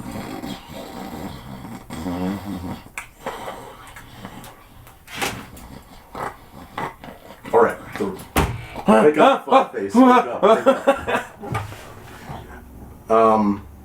Yeah, I like their chemistry though, and they get to so here's the thing, they make an agreement essentially, because she's tired of being in the castle and she wants to get to the point where it's like, oh, before that, so he comes in, right? He comes in, she hits him with a pan, the Gothel comes back, they get into an argument. Because she's about to tell her, hey, I can handle the outside world because I just beat the fuck out of this guy with a fucking frying pan. I can handle this. She says, we are never going to talk about this again. she leaves because Rapunzel's trying to set up this idea in her head of how she can get there, obviously, without telling the audience. But just to get away from Gothel, she's like, hey, can I get this so I can paint this? So Gothel's like, all right, that's a 3-day trip, blah, blah, blah. Like, so Gothel leaves, and then they can... See, I'm surprised she's like, she's going out of her way to do it. Maybe she means to go there, and this is like along the way. But like everything like Rapunzel has to ask, it's like feels like a hassle for her. Yes. Like I hate like doing shit for this fucking brat. I just want her to heal me every time. That's it. Yeah. I think there's a level of, and obviously it's starting to slip, this false identity of like, hey, I'll act like I'll do this for you because you're in a castle. Like if there's only so much you can kind of get away with when you're holding someone hostage for so long. It seems like in this instance, not that I would know, but I do this with animals. Oh Jesus! Yeah, with the animals. Good. Yeah, the fucking. I'm glad you ended the sentence with animals, not humans. Yeah, and humans. Oh, good. I kept you in here. Like every time I felt like doing a podcast, I was like, "Hey, Bryan, please feed me. Come on, you ready to do another podcast? I just want to leave. I just want to see my family." All right, you do one more of these, and you'll be able to see your family. One more of these, we'll see your family again. But yeah, cause she calls her a pet in the middle of one of her songs. Earlier. Yeah. You didn't catch that? Yeah, she called her a pet. Yeah, Mother Knows Best. I'm sure she says that somewhere. Yeah. Yeah. No, like yeah, she just treats her like an animal. Cause my cats wants to go to the outdoors, but it's like I don't want it's dangerous out there, and I don't want them to kill themselves or come back with as so they're inside cats, right? And they like the inside, but also I use them. They're because animals are stress relievers. Yes. So I know you use one of them. I just pet them. Yes, heal me. But you also use one as a fleshlight, which is just a weird... What the fuck? I'm sorry I revealed that. What the fuck? I'm sorry. You use my animals as a fleshlight? I'm sorry. Are you trying to put that on to me? What the fuck have you been doing with my cats? I'm sorry you were so shocked of what you did, Mark. I'm sorry. You're trying to You framed me. It's like you fucking stabbed the guy, and Mark, you stabbed him. What the fuck? All right, so Rapunzel. Okay, so the agreement is this, right? Rapunzel. So just all Flynn has to do is take Rapunzel to the lights, and he'll get the satchel, and that's the agreement. Wait, you kind of skipped the part where after she before she after she knocks him out with the frying pan, she puts on the crown and realizes this image looks familiar. It doesn't look familiar, but it seems fitting. Right. And it's weird. She's almost getting a familiar sense from it, but there's nothing flashing her back just yet. Yeah, nothing to call it back yet. Yeah. Yeah. And and then when she wakes up, she knocks out Flint more than a couple times actually. Yeah. And my favorite time was where's the satchel? And you'll never find it. It's in that vase, isn't it? Bart! You'll never find it. It's beautiful. It's beautiful. Yeah, man. Again, I love the situation, the idea, the dialogue, everything about those scenes is awesome. Yeah. All right. Let's keep it moving. So. All right. So they get past this. So all right. Let me not. Are you gonna change the camera or what? All right. One sec. Do you want me to do it? No, I got it. Okay. So, they get out of the castle, or she gets out of the castle through Flynn's pushing of getting out of the castle. And what I love is, again, I think When Will My Life Begin here is more triumphant than ever. Her, when she's again, people make jokes about it, with the little, when she says the grass, the dirt, but it's again, that shows that the writers are looking at the little things. She would react to that. I said this in Star Wars. When Rey goes to a water planet, but she's lived in a desert her whole life, or the island with or Luke Skywalker, she doesn't say anything about the water. She doesn't react to it. She doesn't have any interest at all in it. It's like they didn't define that character at all. At least here you get just something, some feeling of like, wow, I'm outside of this samey thing that I've been in since I was a fucking child. And it's a very good thing that they did there. And again, like I said, When Will My Life Begin becomes more It's surprising that compared to another animated movie, compared to Star Wars. What was that? Wait, did you just compare it to Star Wars? Well, the character. Yeah. The character, that's all. It's just, I know, it's weird that you're not compared to another animated movie. It's the definition of the character. You guys have seen, if you guys haven't seen Star Wars, don't watch episode 8. Don't watch Star Wars. Just don't watch Star Wars. You're good at it. Take my advice, don't watch it. Just don't watch Star Wars, period. If you know, you're better off not watching Star Wars. Just. But, I just think, that point was so good. Like, she's frolicking through it. Flynn's over here like, what the f is wrong with her? God, like, she's over there just reacting to everything and just, like, sitting back and just, like, all right, whatever, cool. I don't know what to do here, but we're just going to keep it rolling, Oh, she's just having, like, blatant mood swings. I think I've seen people, like, fight with themselves. She's like, I'm free! I'm gonna kill myself! I'm terrible! I love this. This is fantastic. I want to die. I'm a terrible person. I deserve to die. Yeah. Fuck! Yeah. That was quite a swing. That was quite a swing there. She's having the mood swings. Yeah.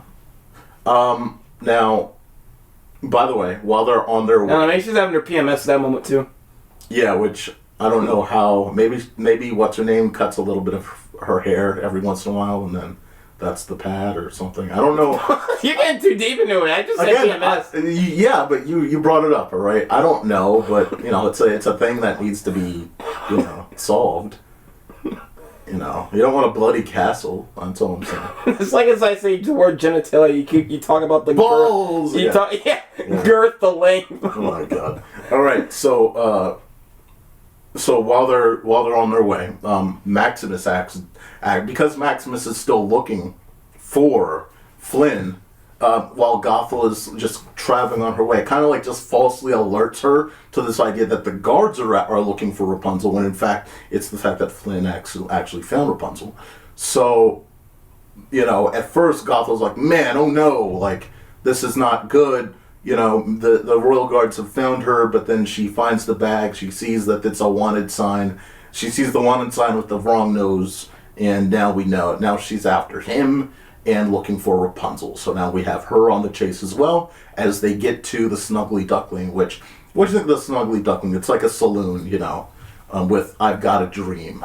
I thought I Got a Dream was a fun song, but again, it's a fun moment in the movie too, yeah. Yeah. It's a fun song. I'll say it's a fun song. It's literally just don't judge a book by its cover, basically. Like, hey, I have this idea.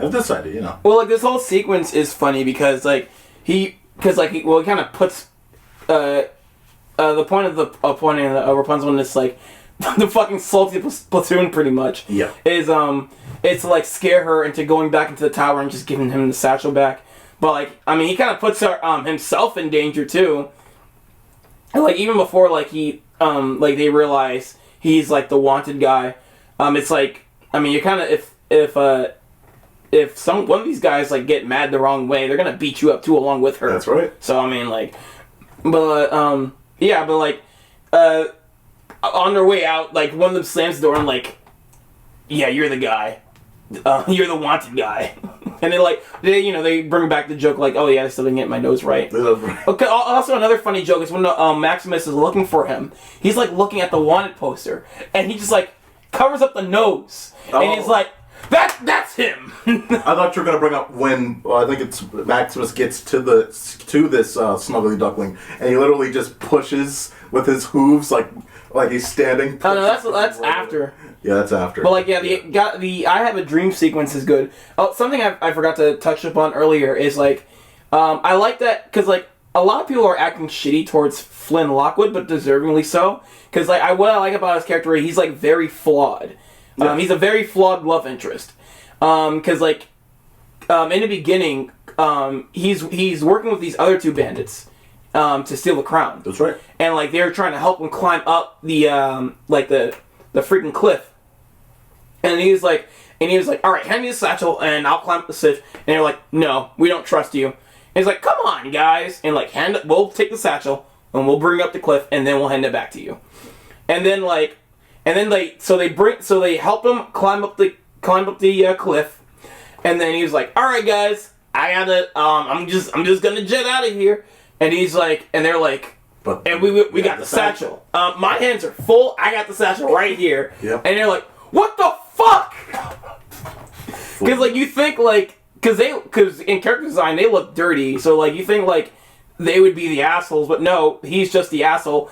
And like I mean I'm skipping ahead, but even towards later in the movie, like they're kind of team players because they're just working with with Gothel. Yeah, with Gothel the whole time. Yeah. Like with like not much in return except for revenge. That's it. And like I don't know, she kind of betrays them too, because they're almost like they're just blind, like they're blind to they're just these they're big and tough, but they're not clearly like super intelligent.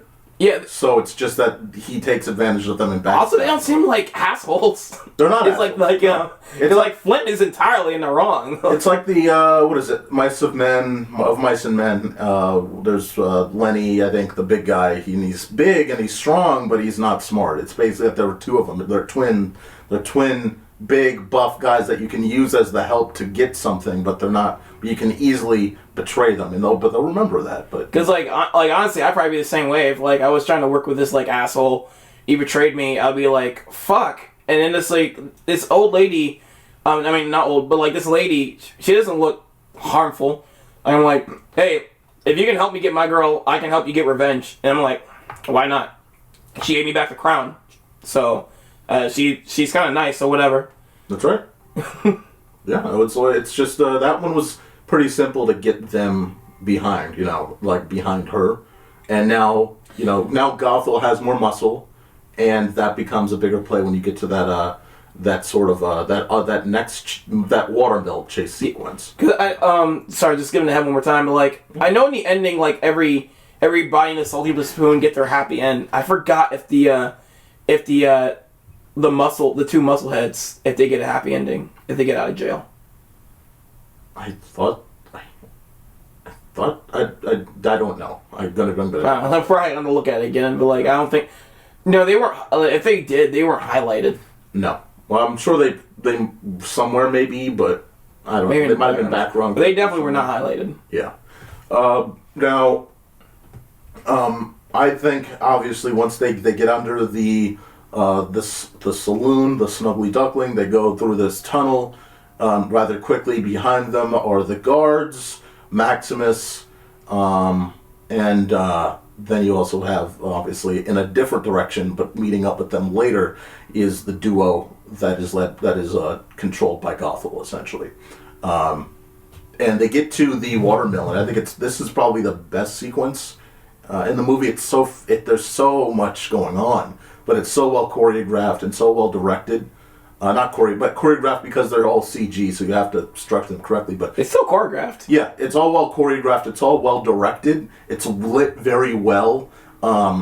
It's just a fun scene to like watch over and over again. It's a great sequence, and then you just got the bombastic collapse of this watermill coming down at the end. But I think it's an awesome action set piece that ends up getting them trapped. What did you think of that action set piece?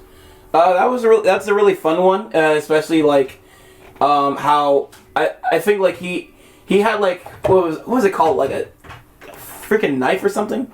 It's like a sharp dagger. Yeah. He had a dagger. He was fighting with Maximus, and then like he accidentally lost the dagger, and then like Rapunzel just like hands him the frying pan, and he's working a lot better with it. I actually need to get me one. Yeah, I need to get me one of these. A frying pan, dude. It's a good weapon if you know how to wield it. Yeah. Like, realistically.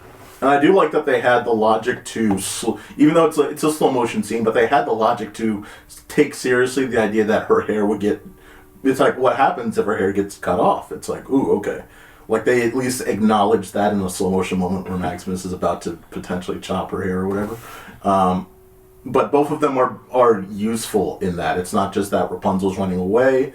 She's using her hair in different situations. He's using a frying pan, and it's just a cool way to get out of a situation that unfortunately traps them. Well, she is like throwing him his hair so he can like swing across the cliff like George of the Jungle, right? Like or Tarzan, and he does the same thing vice versa. He grabs her hair and like I think ties it up to something so she can use it to swing. Yeah. And it's cool. It's a cool teamwork moment. But like just going a little back, because we haven't really gone in depth about the I Had a Dream sequence. Because that is a really fun sequence, especially I seen the moment I see get memed a lot is when Rapunzel like says he doesn't sing, and then all the swords are around him. Yep. Like that is a fun frame right there. Absolutely. Also how like they just I think it's like an unpopular. Usually it's used for like unpopular opinion. Yes. The meme is like what opinion like on Twitter it's like what opinion gets you like this. And like throughout the entire song he's just tied down. I love the like how the first hook the hook hand guy he seems threatening and then like he like has her cornered like I had a dream. Yeah, it's just a good like it's a light subversion. It's like but you know what's going, but it's a good subversion for an audience. It's fun. You have like a small like idea. You have like a small drunk guy. Yeah. Like you don't see him drinking. But he just acts drunk all the time. It doesn't. He comes back a couple times, I believe. Oh yeah, he's a running joke. Like the animation on him is just fun. It's like that was clever. They just like they have him like he's drunk, but they don't show him drinking. So. Yeah. Yes, indeed.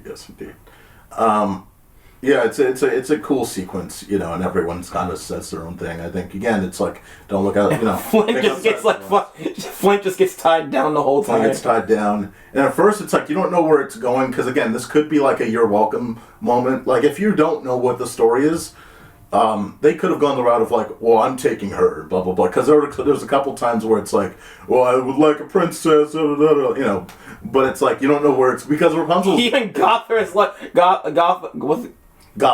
She's like, are you serious? You're in here, basically. Like no, she's looking through the window. What the fuck's going on in there? Right. Yeah. So, yeah, it's a cool scene with characters that it's a fun time. It's a fun little sing along. I don't have a problem with it, but yeah. Jumping back to obviously they get trapped in that underwater area, and again, I like what they have here because they do two things, or they have Rapunzel use her hair, but also Flynn gets cut. Which becomes which allows her to unravel more information later on, which is a cool thing to just you put it here, you use it later, and I like the fact that obviously later on we see that he reacts like an actual human. Like it's not like you got superpowers. Okay. Now, obviously, I think in the 2000s, this was kind of normal. Like, people actually, like, bombastic reaction, but now it seems like more recent movies, people kind of don't have a big, like, it seems kind of... Well, they play on that. It's like, don't freak out.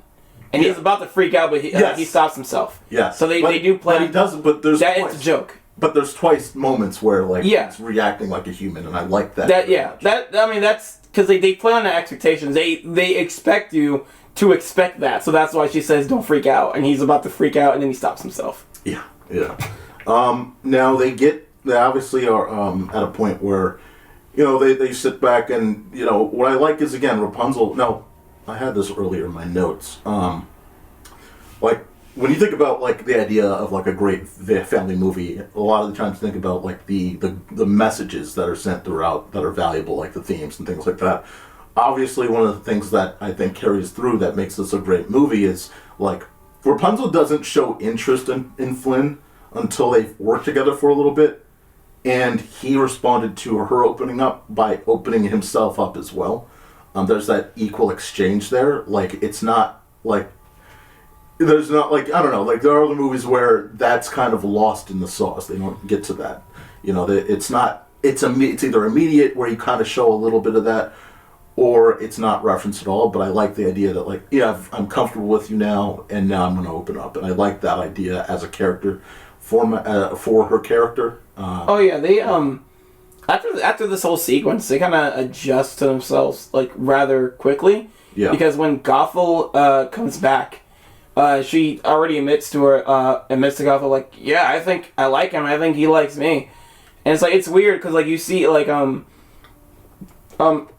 usual characters that that are like at like what is the word I'm looking for? They're kind of like are not getting along in the beginning. No, it's not that it's getting along. They're like having to work. They have conflict in the beginning. Yeah, conflict and forced to work together. Yes. Usually, like they don't admit to like liking each other so soon. Yes. But like, it's just like I mean, I don't want to say it's not fitting. It's just weird. It's to see it happen so the soon. difference in situation is she's been trapped in the castle for 20 years. Oh my! And now I get outside. Now you've but not just that it's a man. It's also like I'm outside of the castle. You've taken me on this adventure. You've been fairly, what seems like to her, trustworthy, even though he was trying to get rid of her at the bar at first. But to her, it's like, it's like you can't tell that, or she couldn't tell that. But so far, it's just we're on this adventure. I've gone further than anyone else before. You're not bad looking. You're not. Yeah, he's probably. I think I'd say that he's probably the most attractive male character Disney has made since this movie's come out. I don't think there's a more attractive. You're the one with the body. What are you telling me? Not that I'm tracking that, but I'm just like, who? What is you're thinking? Crystal? What is the name? You didn't deny it, folks. The guy. Like I'm not going down a list here, but like from Frozen, I don't know. Like no. Then you get to the point in the mid 2010s where you just don't have male interest because we got to the point where Disney started writing no love interest at all. So you don't really have a lot to compare to anymore. It's kind of like you had Frozen, and then after that, it was just no real love interest, and that's it. Yeah, I mean, you had like a pretty boy in Princess and the Frog. That's before. Oh yeah, that's before. Oh yeah. But well, I think it's also the joke that he's a pretty boy. Absolutely. Yeah. Especially with the nose joke. Absolutely. Yeah. He's here comes the swoon. Yeah, he's literally perfect. And he falls on his face like, oh, I think I broke my swoon. Yeah, but he's like you said before, he's a conflicted character, but he's perfect physically. I will say I haven't seen the full trailer to Wish. Is there a pretty boy in Wish? No, it doesn't look like there's any pretty boy in Wish except for Chris Pine's evil character, who is the evil character. So he's the evil big dude, so that's not going to be a love interest thing at all. Maui, depending on the way you look at him. Oh my god. Yeah, you're welcome, but no. You're welcome. Now, I will say, by the way, just before, when they're underwater, the hair effects are amazing underwater. It's interesting because it's so weird because there's two differences. Underwater, the hair looks amazing, especially in the lighting conditions they gave for that sequence. But when they get out of the water, then you get that Incredibles look of it just seems like the lighting and the way that the characters are designed at this point and just the technology of the time and the reflectiveness, it throws it back, basically. That's the only time where things look kind of old. You know what I mean? Yes. Yeah. All right. So, like you said, she comes back, where, let me keep it going.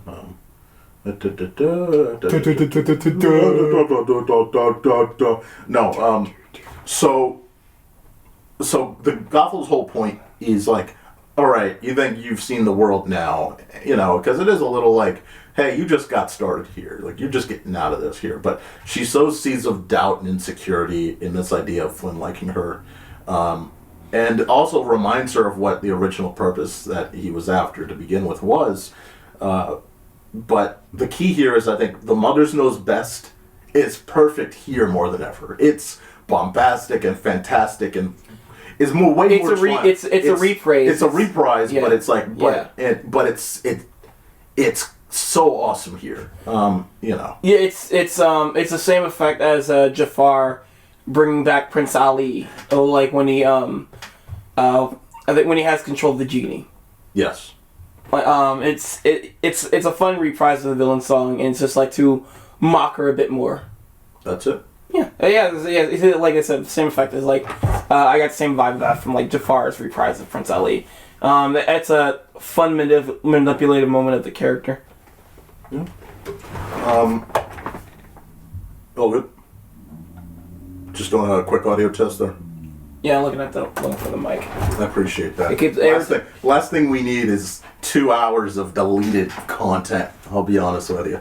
I was minding the mic the whole time. If I stop seeing the mic at some point, that only means at some point. At some point. There's no sound. That doesn't mean the entire recording wasn't. Yeah. It only changes every time we change the slide. Cool. So I'll just keep doing it.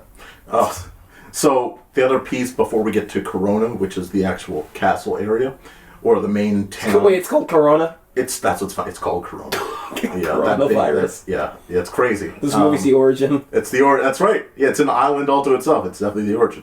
But Maximus. You know what's funny and fitting? Yeah, what do you got? The fucking I'll get into it later, but the series ends in 2019.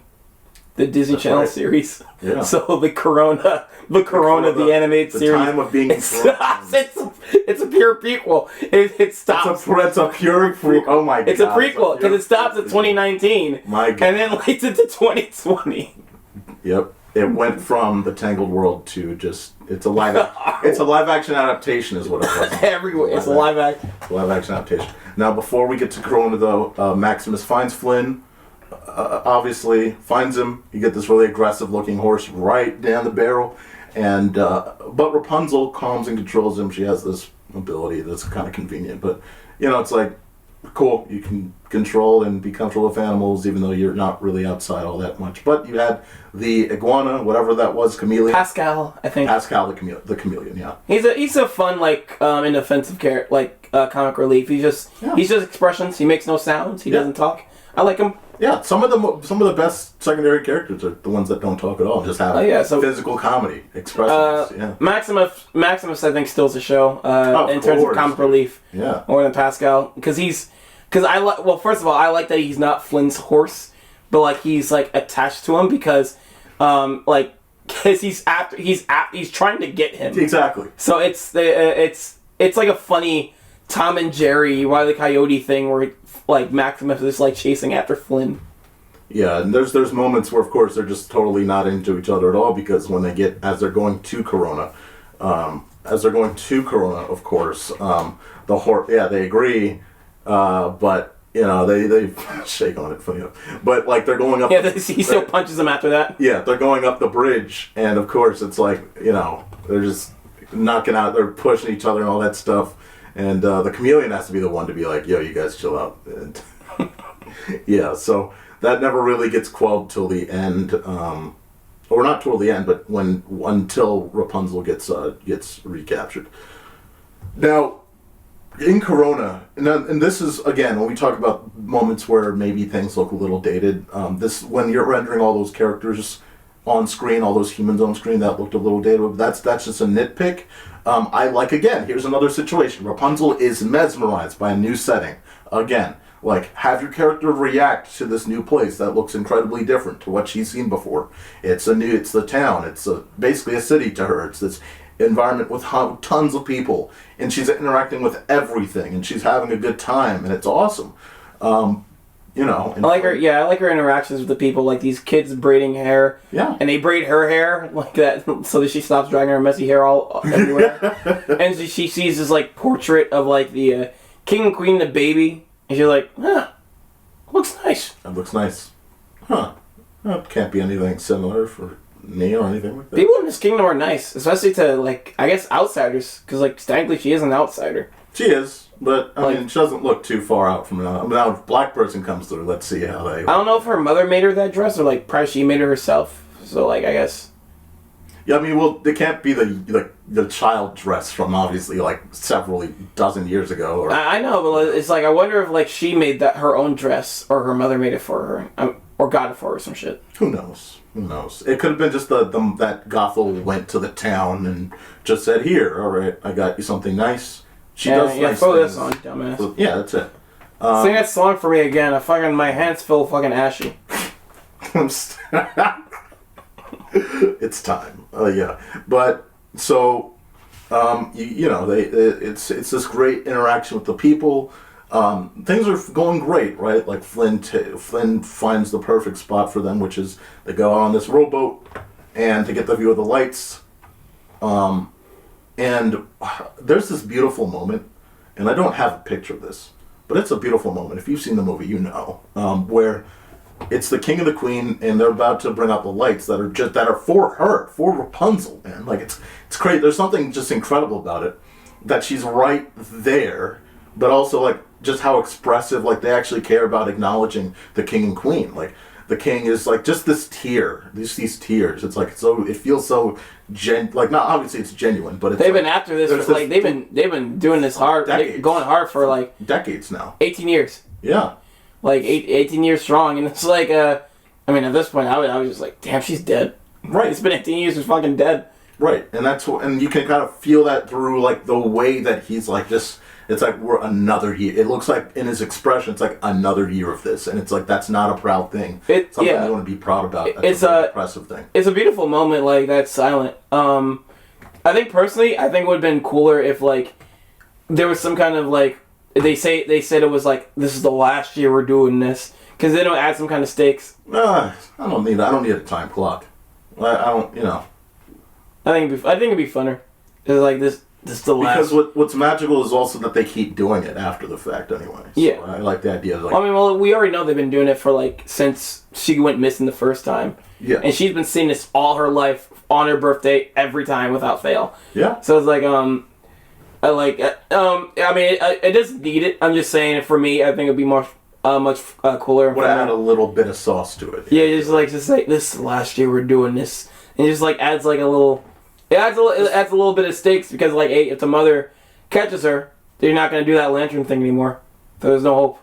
That's a fair point. Yeah, if you had just dialogue between the king and queen, just like how many years we've been doing this, I don't think we should be doing this. Doesn't need it. Just add a little extra funness to the stakes. Yeah, actually. Yeah, I agree.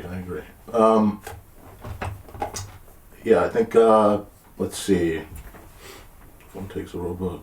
What I love is when the lights start going off. I love or start turning on, and you start to see the candles or whatever they are start to elevate, and then they start to sink because of course they're coming up, and then they start coming down around them.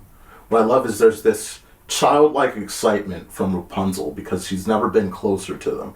So she literally gets up to the edge of the boat and she's so excited about it. Like I love, again, just expressiveness of character. Like I love so much of this. It's so cool to have a character like that. Like it's the magic carpet sequence. That's what it gives me vibes of. Yeah. Are you starting to tell me that we're just watching off-brand Aladdin? I know. I'm just starting to think about that too. Like shit, is this Aladdin? I mean, because animation. Because I will say Eugene, which we learned his name is Eugene, by the way, is not exactly. It's not exactly, but getting close. He is Aladdin if he was like a pretty boy. Yeah, that's he why is a thief. You know, that's what I'm saying. Yeah, that's what we're getting. You're starting to push the Disney just trying to keep in tone. Yeah, and a lot of. In terms of movie making, just like inbreeding, a lot of inbreeding at Disney. Well, the inbreeding at Disney. That should be the quote for that's the next quote for the. Because like you look at Wish and it's like, when you see Wish, you think of yourself Disney movie only because it has a lot. Like you can tell there's a lot of familiar DNA in it. Well, no, I think Wish. I think Disney because it looks unoriginal. That's just recent. Outside of Encanto, like I don't. I've only seen the. We'll get to the critiques of Disney modern. We keep sliding ourselves back to talking about modern Disney. It's coming. On topic. It's coming. All right, we'll get there. Who's coming? I'm not. This is unsexy as fuck. All right. So, my God. By the way, do all those lanterns? Do they just like? Pollute the water? Probably. Yeah, because isn't that the same problem as I forgot there was some kind of balloon festival years ago when they complained about it. So the garbage city of Cleveland, Ohio launched the largest amount of balloons, not realizing that there's a reason why the record wasn't broken. Then it crowded into the lake and caused a lot of ecological issues. Yeah. So I don't know. Mark, I mean, this has been going on for 18 years. There's probably a bunch of dead birds and fish right now over in Corona. I mean, it's Corona, so there's more problems they got to worry about than just... Yeah, if I ever go missing, just every year on my birthday, just fucking release a ton of balloons and let it just fall into the harbor water. God, I think so. I know you said they're good. These are good songs. I think "I See the Light" has the closest potential to being a song that could have at least bounded outside of the standard Disney radio and gone into actual standard radio stations. It's a solid romance story of. I don't think any song won, but I know one of these songs got nominated. All right, we'll talk about it later, but. I keep saying we'll talk about it because, again, it is a point. We'll discuss this later. Yes, but... In my headquarters. Ugh.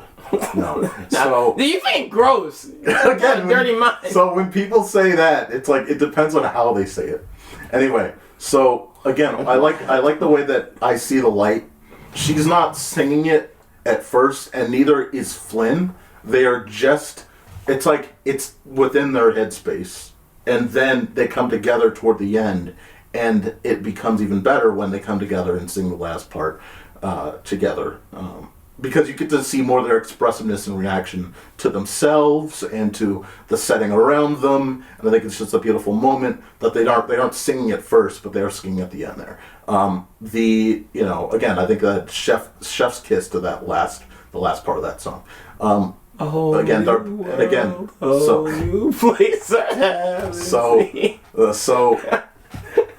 I don't think I See the Light is a whole new world, but sure. What's weird is like this song is not sung by the characters. It's just like I guess it's sung inside their heads. It is, but at the end, that's what I'm saying. Is they come to at the end they sing. They okay, yeah. Like the last third of this song, they're singing it. They're actually singing it in front of themselves. And of course, kind of like the "Can You Feel the Love Tonight" when the Lion King characters they kind of they sing it inside their head, and then Timon and Pumbaa sing it for reals. Yeah, I don't know if the lions were thinking about "Can I Feel That." They were just feeling themselves and about to fuck. Everyone knows that Nala pose. No one not. You're the one bringing it up, not me. You brought the scene up. I brought up the song. Yes, you're the one talking about like the Nala thing. What? Yeah. Anyway, a little bunny lover. But then you have, of course, what is it? Timon. And if they fall, and he's over there starting to cry. They start crying. Yeah, but that's when they start singing at the very end. And if they fall in love tonight, I guess now Nala looks kind of hot. Like. I kind of see what Simba's. I see why Simba left us now. I see why Simba left us now. God, Pumbaa should have let her pounce on you. That was sexy as fuck. Oh my God. Timon, you're right.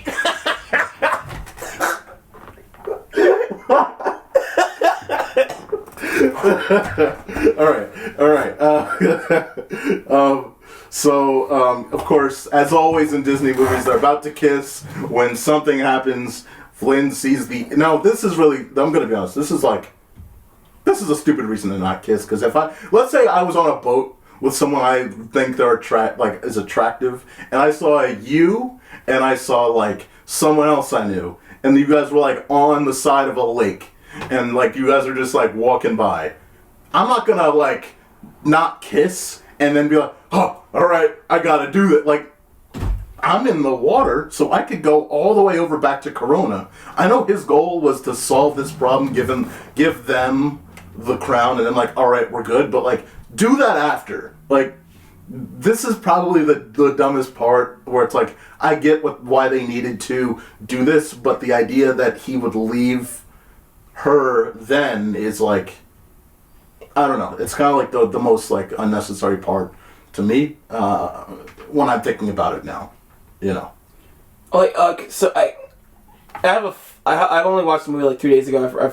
So right after that song, it's when she's about to give him the satchel. So, I believe that. What is it? No. So, because he has the satchel when they get back on land, but because they are literally staring at each other affectionately, he's about to kiss. Right when the song ends, that's what happens, and then as they're about to kiss, then it's because I think they're talking about the lights, and now that he showed her the lights, then she gives him the satchel, and then so they're happy with the transactions happened, and then in that moment he as he's about to kiss her, then boom, he sees the two, and he goes and travels over there, which again, like, again, as a dude, I don't give a fuck if I, like, oh, my debt collectors are over there. I can pay them off, or I could make out with Rapunzel. I don't know. I think, like, his thought process is, like, they're about to fucking murder me. Let me just, like, I know. I'm putting Rapunzel's life in danger. Oh, that's there you go. Thank you, Mark. You brought. Yeah, that's why. Because they could be mad enough to like fucking hurt her too or some shit. So it's like, all I'm saying is like they could make out for like 2 minutes and then he could literally row it. That's all I'm saying. He stopped the kiss, but then again he's Flynn, so he's probably made out with a ton of women. So it's not like a thing where he's like, oh, I'm really missing out. I'm really like. The problem, you're persuading me on my. I think it's just more like the threat of those two like fucking them up, because it's like, I mean, I don't know. It'd probably be hard to get it on with like when you see like two dudes. I don't know why you said. No, I didn't say they're fucking in the boat. I'm not saying like you still need like a libido to like want to make out and shit. So like it's probably they're this close to kissing. Having two murderers like across the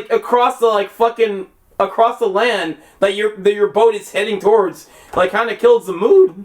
I just don't understand, Mark. Okay, the point is you just had this very magical moment. Here we go, another argument, another classic Bryan and Mark argument. Yeah. I thought we were on good terms. Whole fucking podcast. I thought we wouldn't have a cow, but here we are. Every time. No, but all I'm saying. We just can't get along. All I'm saying is like, so, okay, it's a Disney movie, right? No. So we know they're gonna kiss in the end. So literally, the kiss is right here. They're right here. And he literally stops because he sees them all the way over there. Now they are in the middle, mind you, the middle of this shoal, lake, whatever you want to call it, this body of water between Corona and that. You don't see them they don't have crossbows. You don't see them with crossbows. It's just them. He doesn't know what they got. No, he can see that it's them, and you can see also that they don't have anything but themselves. That's it. So they have their hands, and that's it. Yes, you know the debt collectors are coming to kick your butt. But it's like, all I'm saying is for 10 more seconds, you kiss, and then you row the boat. Like, I don't know. I'm sorry, I just think that the mood is just ruined. The mood is just ruined. No, it wasn't ruined. He purposely looked. All right, fine. Tell me what you guys think in the comments if you actually. What do you mean? Like, yeah, he did look. Yes. But he's like he's in fear, like all the like the libido, like the whatever he got, like the mood of like wanting to kiss, it's kind of gone. And when you see like, oh, like shit. Like I'm getting like these guys trying to beat me up. Let me because I can tell his thought process is like he thinks like, okay, I don't want this anymore. Give him back the crown. I'm gonna get back to the boat and make out with her, and then the mood will be like fucking clear. I see that. I see that perspective. All I'm saying is in a real life scenario where, again, this is a Disney cartoon. In a situation where I'm about to make out with someone and I'm in the middle of a lake. And they don't have any weapons. They can stare at me all they want. Do they have a boat? We don't see that they have a boat. Like, we don't see that they can get to the water. In fact, we could just sit in this boat for the next 3 days. And they could just sit there and stare at me. You know, they could stare at me all they want. But until they have a way to get to me, I'm fine. Is this the first time they were going to kiss and stopped? I feel like this happened like a couple times. This is the first time that they kissed and stopped because before they had eyes. They kind of connected for a moment, but it wasn't like it wasn't like a going in for a kiss. I believe it was just more like a like. There's a connection there. And during that fireplace scene, they like stared at each other for like a decent That's what I'm saying. Like it's not for a good long time. It was just not for like yeah. It was it was a brief like again like I brought it before. That's where the kind of thing kind of feels like okay, like their energy is there, or the chemistry is now. Well, I mean, because like they're not a thing yet, so it's like it was like they were just like how like this romance stuff is like they're kissing out of mood, not out of like if they were like already dating. Because I don't think you understand how a Disney movie works. Once they show the chemistry, then they're kind of in the motions, and then they had that fun little kind of almost date at Corona at the town. And they're looking at and he's looking at each other, and the chameleon's looking at him like. I can believe the motions can just stop after there's a threat introduced. Again, but the threat can't reach you.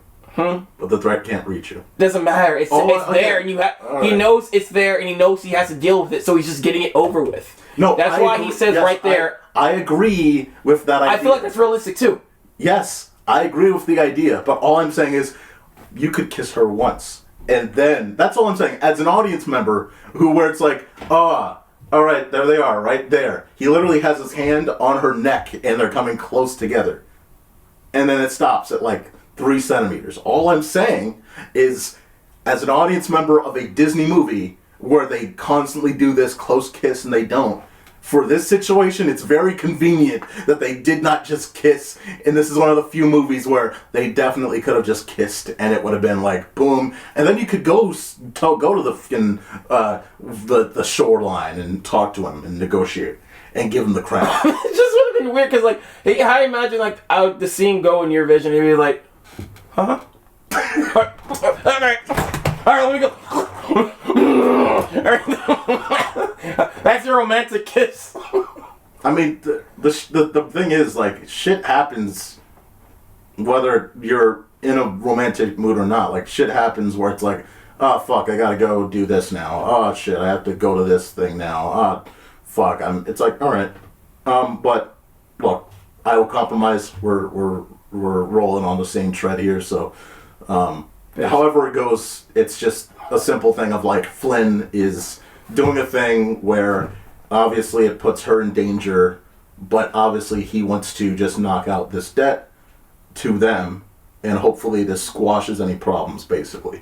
He goes to them, not knowing that they are controlled by Gothel, and that fucks him up because then he gets tied and he gets tied up, and he's literally he's knocked out, put onto a sailboat, and sailed straight back to Corona, and so they can use that as an example of hey, you don't care at all, or he doesn't care at all about you. So it's a simple setup, but in execution, even though we could see it, it seems like she couldn't see that, he clearly is not sentient, or not alive, but not awake, Yeah.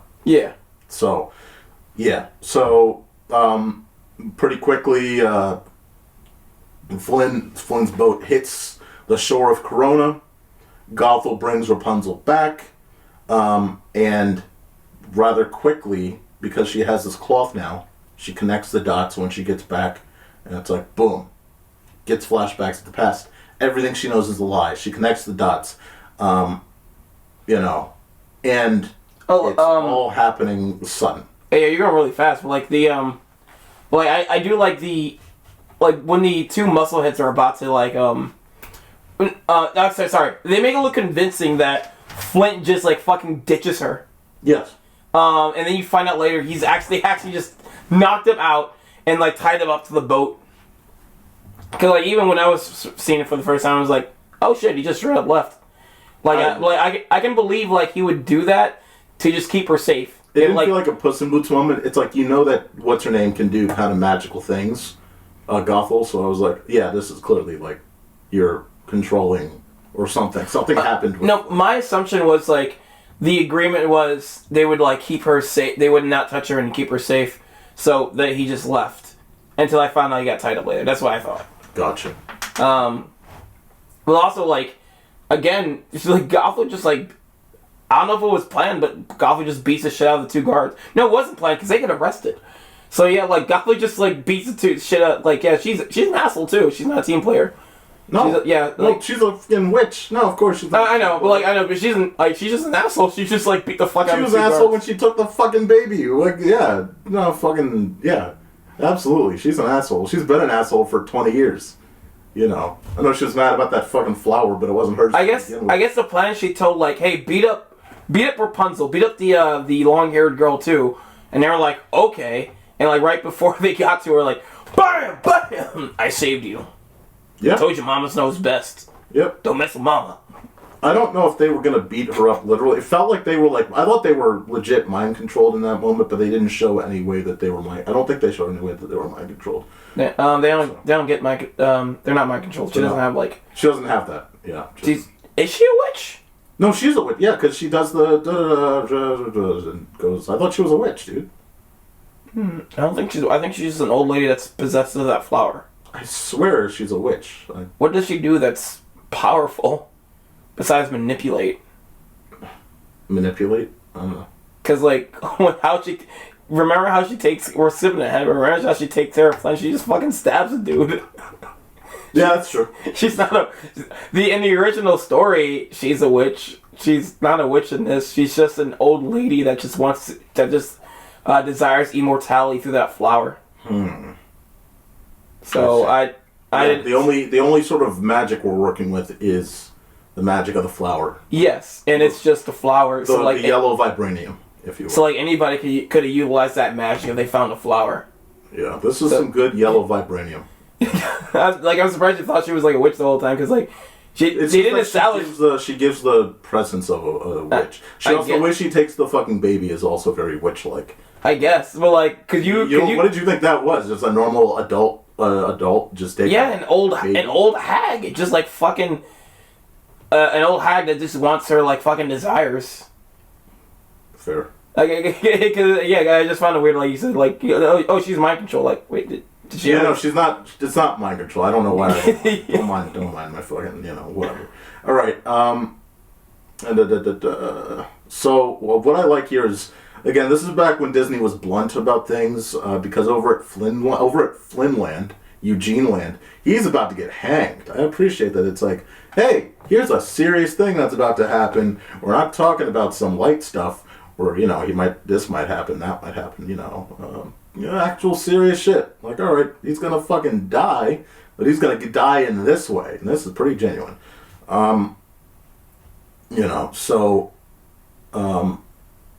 Yeah, so, what is it? Maximus gets the gang from the saloon, then they help Flynn escape, essentially. And then Flynn and Maximus zip down to Rapunzel's castle, which, again, there was another cool sequence there. Much lighter than, the previous castle sequence in the very beginning of the movie, but a pretty cool sequence with the guys from the bar. What's weird is, like, somehow the horse, like, translated to them. Like, I wish there was, like, some kind of small flashback of how he, the horse is, like, pointing to, like, some kind of graph he drew or something. Just like, a quick one. Just a joke kind of situation. Because, it's like, okay, so somehow the horse orchestrated all this whole invasion to the fucking jailhouse, the dungeon place. Yeah. To, like, and like, he, to the point where he, like, perfectly calculated where Flint would fly off and land, like, right on him, and, like, no injuries. Like, I'm surprised, like, he didn't make a crotch joke when he landed on the horse, like, Yeah, I'm surprised, too. I'm sure there's an alternate take where you have that DreamWorks nut crunch joke.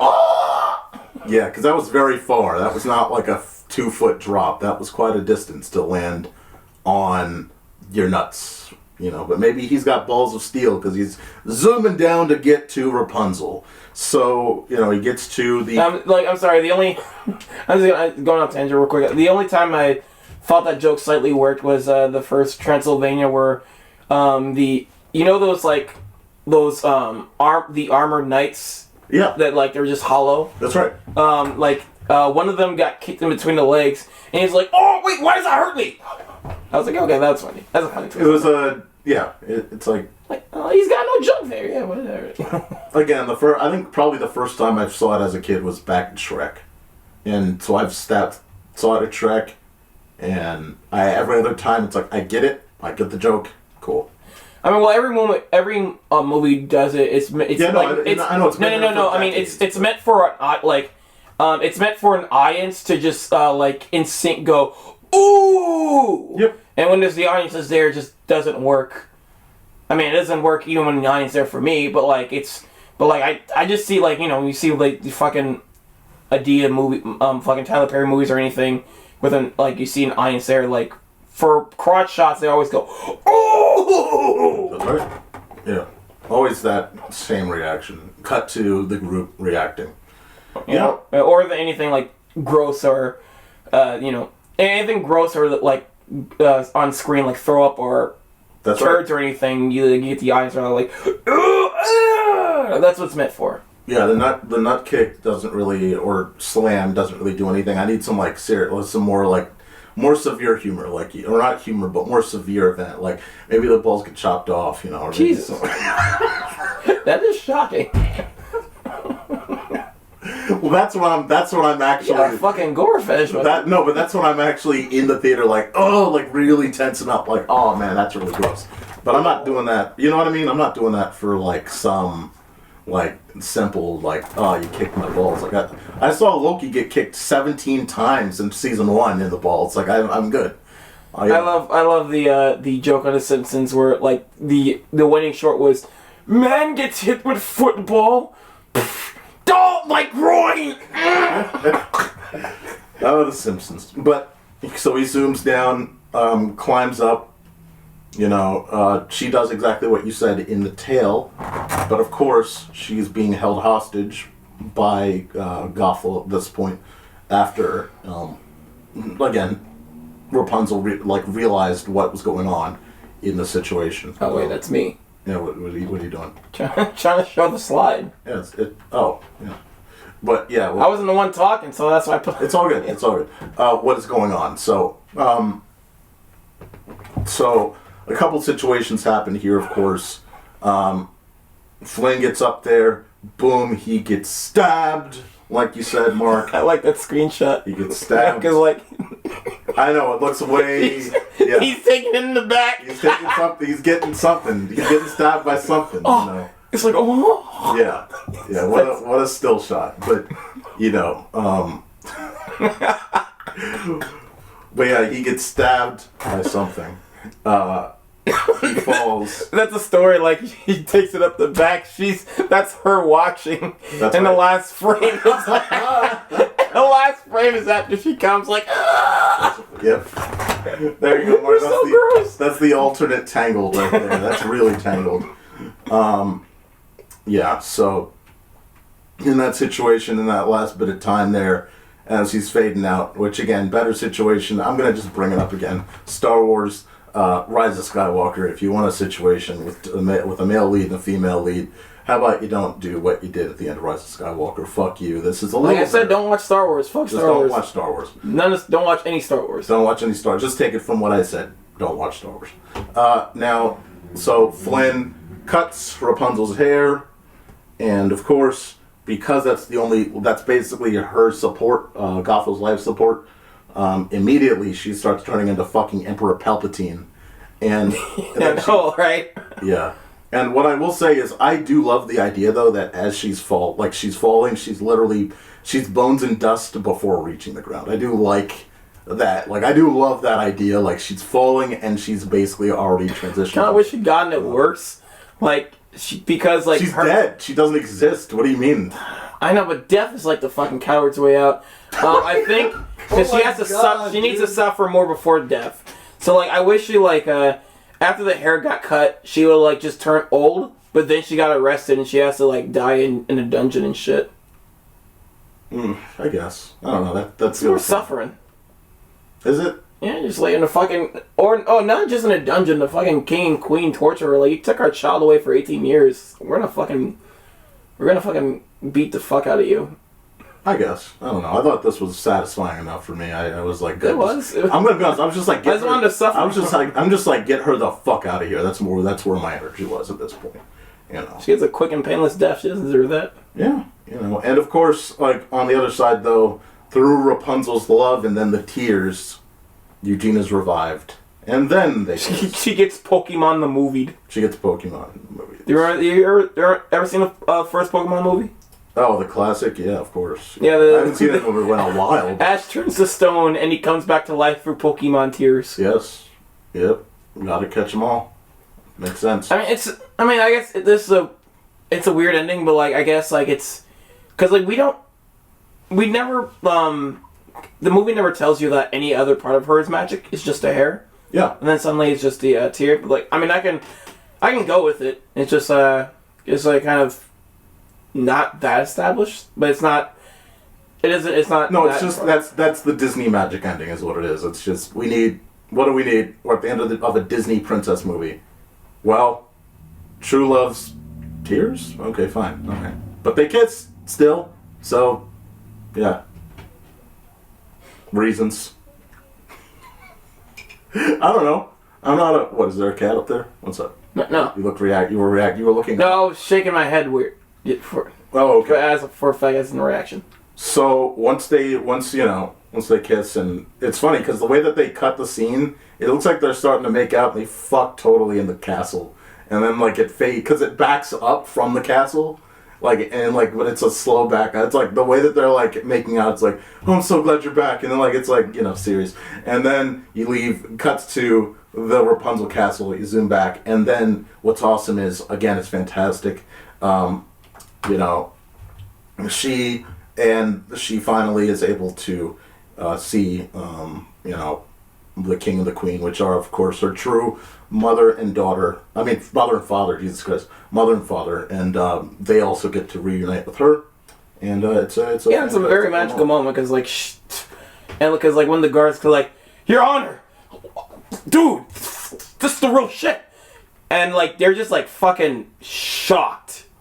Just to see, they never, you can see in their facial expressions, the impossible just happened. Yeah. And I like how, when they come to the group hug, they just grab Flint, yeah, you're part of the family, too. Get over here. Get over here.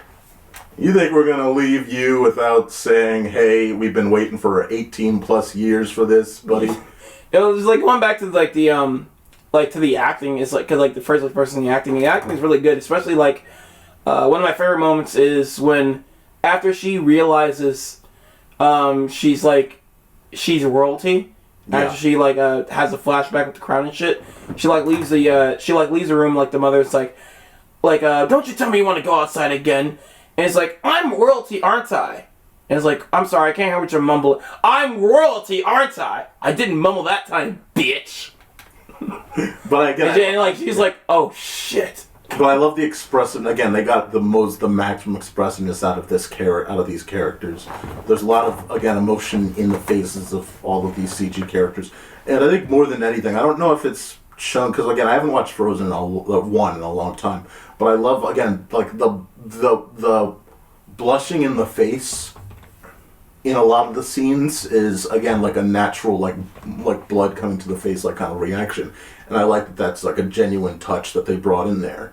And that's throughout the movie. I didn't mention that, but that's a genuine part of the many parts of the movie. It's there's facial reactions. They make sure to really push that hard, and they do a really good job with that. So, very good job. Yeah, I think... and then, we get to the end. Did we get married? And, it's he's talking, like you said, at the end. They do the whole thing that you brought up in the beginning, and that's pretty much a wrap. And, that's and that's really the overall wrap up for the Tangled. We'll be right back to Adam, Alpha Teens on Machines on Disney XD. Let your hair down and try something new. Because when you do, great things just might happen. Mattel's Fairy Tale Tower from the movie Tangled is a proud sponsor of Disney Channel. Crack the case. Now back to Fillmore, right here on Disney XD. There's actually a pretty long legacy for Tangled. Tangled obviously came out in 2010. And is that her appearance in Frozen? No, that's her in Tangled Ever After. No, the second one. The one on Tangled Ever After. Ever After. Okay, no, I thought, I had her Frozen, it's a very brief, turn, she's walking, turn reaction. It's a very brief thing. Because I know, I remember there was a cameo in Frozen, but, I couldn't, remember? No. What? I couldn't, see it when I saw the movie? No, people bring it up because it's very, very brief. It's it exploded because it's not really an acknowledged thing by Disney. It is a very minor and very brief thing. It's nothing significant. So, it's at the end of the movie, and that's it. What? There was just I just want to bring up this like moment in the trailer that there was a funny joke. That it's weird that wasn't in the movie. It's like this nice little joke. Yeah, but that one was like played out in the trailer, like over, like it was like I remember that one. That was because that was like a pretty constant. I remember that one. It's a good one. It was fine. Tangled Ever After was a very brief. It's fun short. Shit. Was a very brief short that aired in. Did you see it? 12. No, I didn't watch it. Oh, it was just the. It's just the wedding, right? It's the wedding, and like the horse accidentally like fucking like loses the rings, and the horse. It's like a mishap or whatever. Yeah, it's a comic relief short where it's like the like Maximus and Pascal are like going after the rings. Yeah. Before like the wedding guy finishes doing the vows and stuff. It's from what I remember years and years ago, it's a fun little thing. It's fun comic relief short. Yeah. So. So now we do a whole cartoon chat on Frozen right now. Fuck no. So it had an appearance in Frozen though in 2013, of course. Okay, so let's start beginning of Frozen. So there was Let It Go, Mark. There was Tangled Before Ever After, which I don't get it. Which is actually funny enough. So here's the thing: Before Ever After, technically, the reason why it's called Before Ever After, I was always curious, is it literally sits between the movie and the short. I don't know how with the tangled hair being blonde hair, but apparently it sits there. And so does the show itself. And the show still stays between the movie and the short. Which I guess is a fine thing to do because it basically ties a bow on that, but it's kind of a open and closed book where you're not really getting beyond what you saw in the movie. You're just kind of getting... Did you watch these? I remember we were talking about them rather briefly back when we did the earlier cartoon chats. That's how far back the cartoon chat runs. It's 2017 because of course that was back. We might have even talked about this a little bit on Tech Gaming Podcast when we were talking about Disney Channel content. Just rather briefly, nothing major. I don't know. Did you watch these? I didn't watch them really. I just remember talking about them, I saw Tangled Before After the fucking 60-minute movie and 3 episodes of Rapunzel's Tangled Adventure. Tangled, the series with Rapunzel, will be right back on Disney Channel. Tangled, the series with Rapunzel, is back on Disney Channel. Right after I saw Tangled, I was like, I might as well get this out of the way. Because like today or last time when you like fucking 2 days ago. So you did what I did for Jackie Chan Adventures, but I didn't do for this. Okay, it's just a 1 hour long fucking show, and then 3 episodes. I was only doing 3 episodes. Yeah, tell me. Because I thought get it out of the way because this is not going to be an episode of Cartoon Chat, folks. This is not good enough to be one. But the fucking 60. The 60 minutes. It's a prologue because the Before Ever After and Rapunzel's Tangled Adventure completely connected to each other. It's just not prologue. It's a pilot episode. It's a very long pilot episode. Not very long. It's a 60-minute pilot episode. That's what I'm saying. It sounds very marvelous the way that you're telling. Because I'm So the Before Ever After is just about Rapunzel. She's just not completely getting the hang of the the royalty life. She's adjusting to it.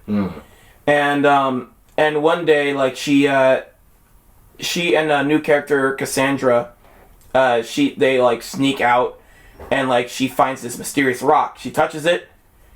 All of her hair starts coming back. Oh. You find out I'm sorry, that's hey. So remember guys when you wrote that her hair gets cut off, what if that didn't happen? Yeah, I mean I can get there's it's a show, so there's gonna be they're gonna explain more later. That's why it's meant to be the pilot. That's right. But her hair comes back you get some villains because what's what's interesting about this show is like you get more of the Tangled world and like what was going on while she was captured by the Gartha, because like the king was like Gartha, Gotham. Gotham. But tell me where she is. Where is she? Martha. But but like because the king was just cracking down on everybody who was even like slightly a criminal. And like all those criminals are out to get revenge because now that the queen is the princess is back. The princess is back. They want to take it on her. And like during her ceremony. What the fuck? Oh, and you get more character out of the queen and the king. Like the king is like he's now an overprotective father. Oh. Like he's just like having like a these guards like monitor her every move. So now she can't. Can she leave the castle? It got to a point where like where he's like you can't like at first she can leave the castle but only with the guards, but like by the end of the episode because like is like you can't leave the castle without my permission. Period. That's a weird thing that again I know that this is a Disney Channel writing thing, so it's not I'm not expecting the best, but it is an interesting choice to then have her go through essentially the same situation she escaped from. Yeah, but like I can understand the father's perspective because why didn't if they just grew back her hair, why didn't they just make the story when Gothel had her? If she's entrapped in a situation where she is surrounded and she still had her hair. Because that's her most iconic poster look, and they're trying to, I mean, they can do like, it's a show, so they want to do more fun things with it. I'm sure, but there's fun things you can do with that character if she's still stuck in that situation. I mean, no, but like, I don't know. I think it's more you can do, because like, it's the same problem, like, I mean, I guess they have to get creative, but like, it's the same problem I had with like Cloudy with a Chance of Meatballs, where it's like, there could have easily been a show after the second movie because you have a bunch of established characters and you can have like fun misadventures with those established characters. But instead they made it a prequel. Yes. So maybe you can't really have those established characters from the second one. But I mean they still make something out of it. So they couldn't do like about like her and Gothel because you don't have any of those established characters yet. That's right. That's true. And it wouldn't really, and you can't really bring them in without messing with continuity. Yeah. Well, SpongeBob surely doesn't care anymore. Oh yeah, I forgot to say SpongeBob. Yeah, it's totally a SpongeBob. Fucking SpongeBob movie is a prequel to the SpongeBob SquarePants movie? No, I'm talking about all the... yeah. What the fuck? Why are you bringing up... It's Nickelodeon, it's a fucking cartoon. Like, what? Yes. Yeah, that's this CartoonChat. Yeah. Alright, what about... You. I brought up Star Wars earlier, Mark. I can bring up anything. You know. What else were you about to say? Kind of prove my point. He was like, why not bring up Star Wars? And then you just... Anyway. But like, and then it leads into the show, which is just like, the first episode make it seems like there's like a plot, like a continuous plot throughout the show, but then by the second episode, it's just a misadventure with the characters, and like, I feel like this like kind of art style and like this world can be opened up to more actiony stuff, but like those action episodes are kind of like in between whatever they're doing, just and like scattered. Yeah, because like I can assume I only watched 3 episodes, but I was skimming through the episodes list, and I was like, okay, that's definitely like a more actiony drama episode, and that looks like another drama episode because that's a series finale, obviously. I mean the season finale, obviously. But it's like the episodes are just like the characters like do something where they're way into over their heads, and then the episode ends with them realizing like a moral by the very end. Like, oh, I guess like I should have did like I should have did B. I should have did A instead of B the whole time. I guess I learned my lesson. Sounds like Tangled, the Saturday morning cartoon. Yeah, it's like that. It's not too lighthearted where it's cringing. I mean, it's fine. It's suitable. I'm thinking for kids who really like Tangled, I think they'll... Well, of course. If you like Tangled, you're going to check out Tangled Adventure. Sounds about right. Yeah, I know. I'm just saying, like, the writing's not bad. It hasn't dropped so bad. We're like, oh, not, Jesus Christ, what are they doing to Rapunzel? It's not as fun as the movie. I mean, I didn't hate what I was watching either, or I wasn't really bored, but I was like, this is like it's not engaging me. Right. I feel like if there was more of like I feel like with this world, and there was more of a continuous plot struggle with every episode, I think would help me a bit more. But it seems they're in between, like. It looks like the later episodes have some interesting story plots where, like, I don't care. I'm just going to spoil it, people, because I don't care, and I know you don't care. But, like, so if you just skip a few minutes if you don't want to spoil this old show. But, like, there's a main character from the first episode, Cassandra. Mm-hmm. And then it seems like by the second season, you find out, like, she betrays Rapunzel. And, like, you find out she's a daughter of Gotham. What?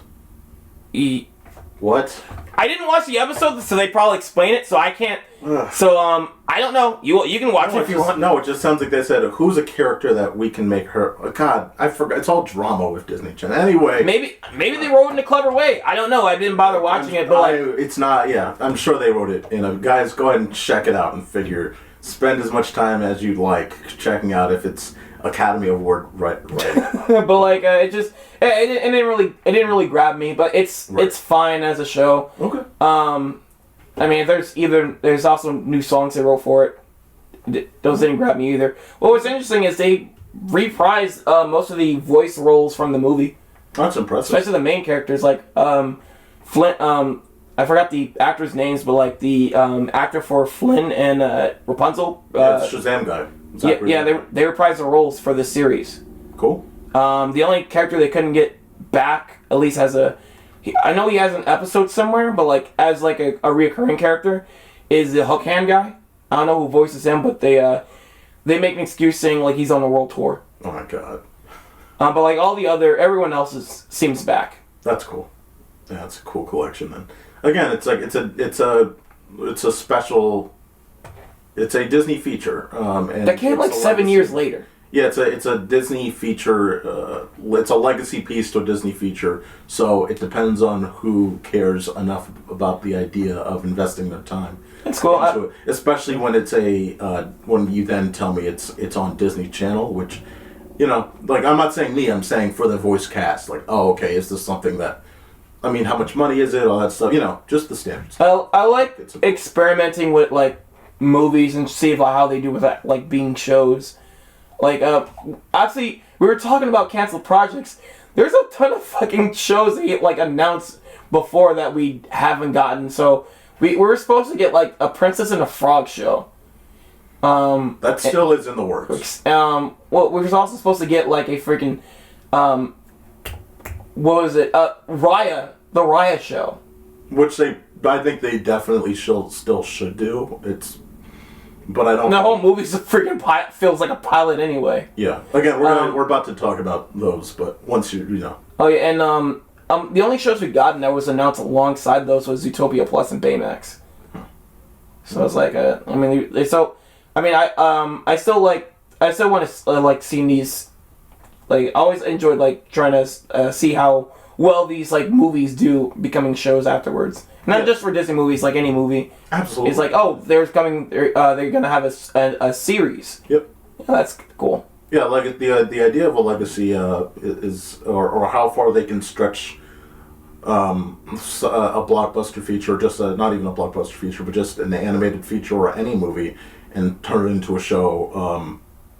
It depends on how much effort is put into it, what production companies behind it. We talked about this extensively for The Incredibles. Yeah, so.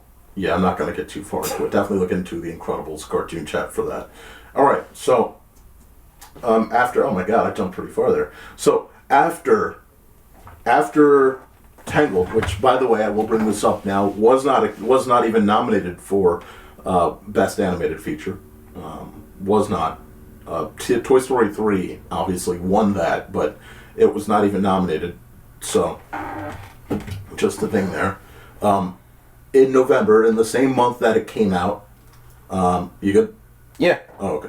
in the same month that it came out, that Tangled came out, Disney Animation announced their intention to just completely pull back from the idea of fairy tales and princesses.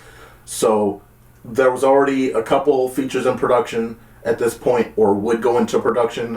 So, for instance, Frozen, which is of course, what is it, Snow Queen, Ice Queen, or something like that. That was already in production and already had been in production. So that went against the grain of this idea. And thankfully, obviously, they kept on with Frozen, but essentially they were kind of pulling away from that idea. Because again, the idea is younger audiences. It was skewing for younger and younger audiences, which again, Frozen is the one thing that kind of blew that whole notion up. People were like, okay, that blew the entire notion up. But yeah, just that fairy tale idea and princesses was toned down, and John Lasseter specifically was the main guy that was like, look, we want to go for stories that are against the grain of what we would traditionally go for here at Disney, and that's where you get things like Wreck-It Ralph, Big Hero 6, and even Zootopia later down the line. Well, even Moana is like, they're constantly making fun of the formula.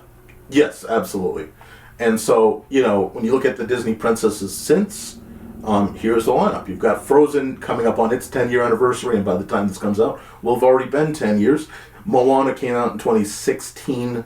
Ralph 2, I do want to acknowledge, had probably the most interesting princess scene, where it was a kind of like little team-up moment that I'm surprised they haven't done anything with. You know, obviously this was back when you had the Avengers really at their peak and things were going on like that, so hey, we might as well bring all the girls together. I would say I would like Rolf to be a show, but like that involves licenses. Yes, absolutely. So unfortunately. Yeah. So yeah, so you had Frozen 2 in 2019, Raya, which is again, Frozen 2 is just, again, same characters. So if you were to hypothetically just drop Frozen, then you don't get another princess movie with different characters. I'm surprised until Raya in 2021. Is Raya Raya's not well, no, she is, because again, that kingdom. She is a princess, because the kingdom, when you see the introduction, she is technically the princess of that kingdom, yes. I guess I'm surprised they didn't put Encanto in here, even though she's not. She's not. So I guess. So but they put her in the lineup anyway. No, I saw that and I was like, no, she is. Why the fuck did my computer do this? Oh, fuck you, McAfee. All right, whatever. I would say if you put Tangled in this list and you rank them, obviously I'd say Tangled. I'd say my favorite is Moana. It's just an easily rewatchable movie. It's been one of my favorite rewatchable movies. It's not technically probably the best movie. Obviously, Frozen won Best Animated Feature, but it is my favorite to go and rewatch. I'll say Tangled at 2. I'd say Frozen at 3. But again, equally, I'd say Frozen at 3 and Frozen 2 at 4. But I don't really care about Frozen. It got in my head. My sister loved Frozen. I was done with it. And then again, like, I just think, again, in last place is Raya, but genuinely, and I mean this from the bottom of my goddamn heart, like, Raya has so much potential, but they fucking wasted it. Like, I have no idea what the fuck. I'm sure it's because, again, it happened during COVID, the whole production thing got messed up. But, like, the true potential of this movie, the merchandise that could have been, like, just the outfits, all of it, the idea of the kingdoms. This is a fucking franchise that had a huge world and cool ideas, but then you have the dragon and all that shit. Just kind of, I'm gonna be honest, kind of ruined it for me. And the dragons look like My Little Pony characters, and I just don't know, like, what the fuck. That movie is a mess, but there's real potential if they had done it right to make a movie that is a different move in Disney princess lore. And the idea of Disney princesses that could have created jumped off into a brand new franchise, but that is a mess. It is an absolute mess. Yeah, you said that. Yeah, you said it was on an upswing, but then it was like, but there's only 2 movies. But you're including Tangled. So you think that Tangled is worse than Frozen? Like, you think Moana won, Tangled? I mean, Frozen. Frozen's 2, I wouldn't use the word worse. I say Frozen's a little bit better than Tangled, and then Moana's better than Frozen. I see. Cool. So it's like an upward climb. And then Frozen 2 just falls off. Yeah, and then Raya doesn't help, and now we're at Wish. So. Yeah. Yeah, I agree. By the way, again, like, that's that Disney revival era where it's like, we're getting, like, again, Tangled. Frozen was better than Tangled for most people. Moana was better than Frozen for some people, but again, it's still a great movie. and then you had, again, at the same year as Moana, you had Zootopia, so you just had this momentum of great progress from Walt Disney Animation Studios. So overall, Mark, that's gonna. Yeah, you can cut. You can cut most of that conversation. Just cut it to don't worry, because it's literally worthless. Guys, that's the wrap up. Because it just came to me as I was talking about. Yeah, they put Brave in there, and they put Princess. Oh wait, fuck, they are throwing shit in there. Yeah. So this is, guys. That's Cartoon Chat. Guys, Mark? You have any final things to say before we wrap up this episode of Cartoon Chat? Great Disney movie. This is like a good follow up to Princess and the Frog. Even though I think I like that one a little bit more. But this is a fun Disney movie that it could be fun to go back to. It does fit in with all those other musical classics that came before it, like Aladdin and Hunchback of Notre Dame, fucking Lion King. It's a great movie. If I were to say what Tangled is overall, it was proof that Disney was on this upswing of just getting back into a momentous shape again. Again, it was one of those films, including, like you said before, Princess and the Frog, that showed that they were getting into this resurgence of peak animation.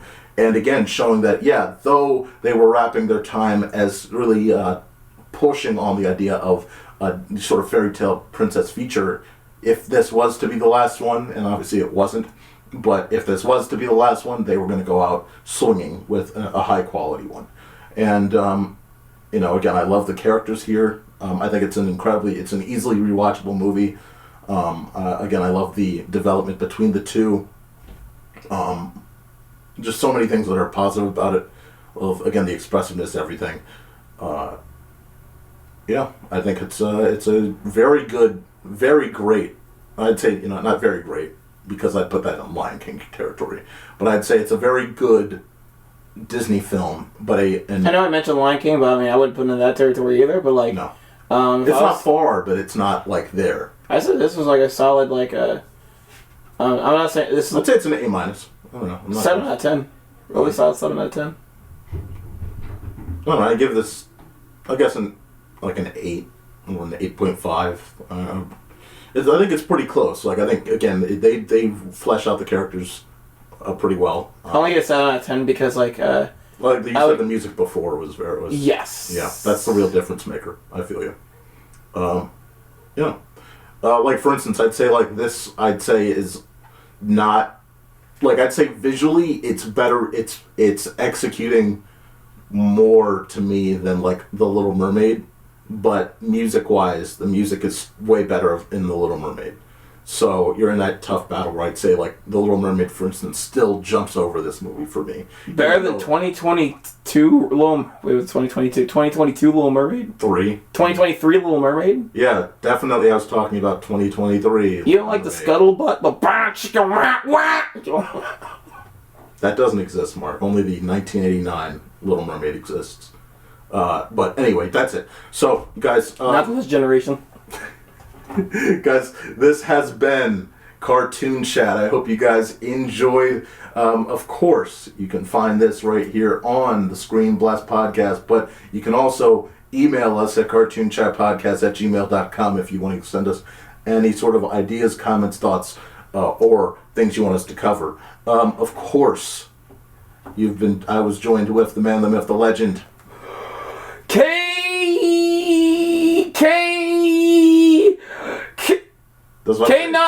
Don't get that last K in there. Be careful. K9 Business. That's K9. That's K9BISKUTS.com. Brings you right to my YouTube channel. Cool beans. Just like that guy, there's no new. You keep bringing up the fact that I don't have new videos. It's like a badge of pride. It's. Now just saying you're in the same boat as me. I am in the same boat as you. You just uploading the podcast. Right? Every viewer is stranded on the old stuff, but you can find me at Democracy, ATHEMOCRACY.com. You can find me at Bryan the Baltimorean, all one word, on Instagram. You can find me, of course, right here. And of course, as always, Cartoon Chat is a part of the ScreenBlast lineup. So again, several things: ScreenBlast, blasting turbo ports for video games. Mark and Bryan have a cow. We have a cool conversation. All brought to us by viewers like you. Thank you. Well, right now it's brought to you through our own energy. And so, thanks for watching. But please. I just say, yeah, you're right. They're not here for us. It's the blood, sweat, and tears of our editing is how it comes to you. So, guys, thanks for watching, and stay tuned for more. Logging out, everybody.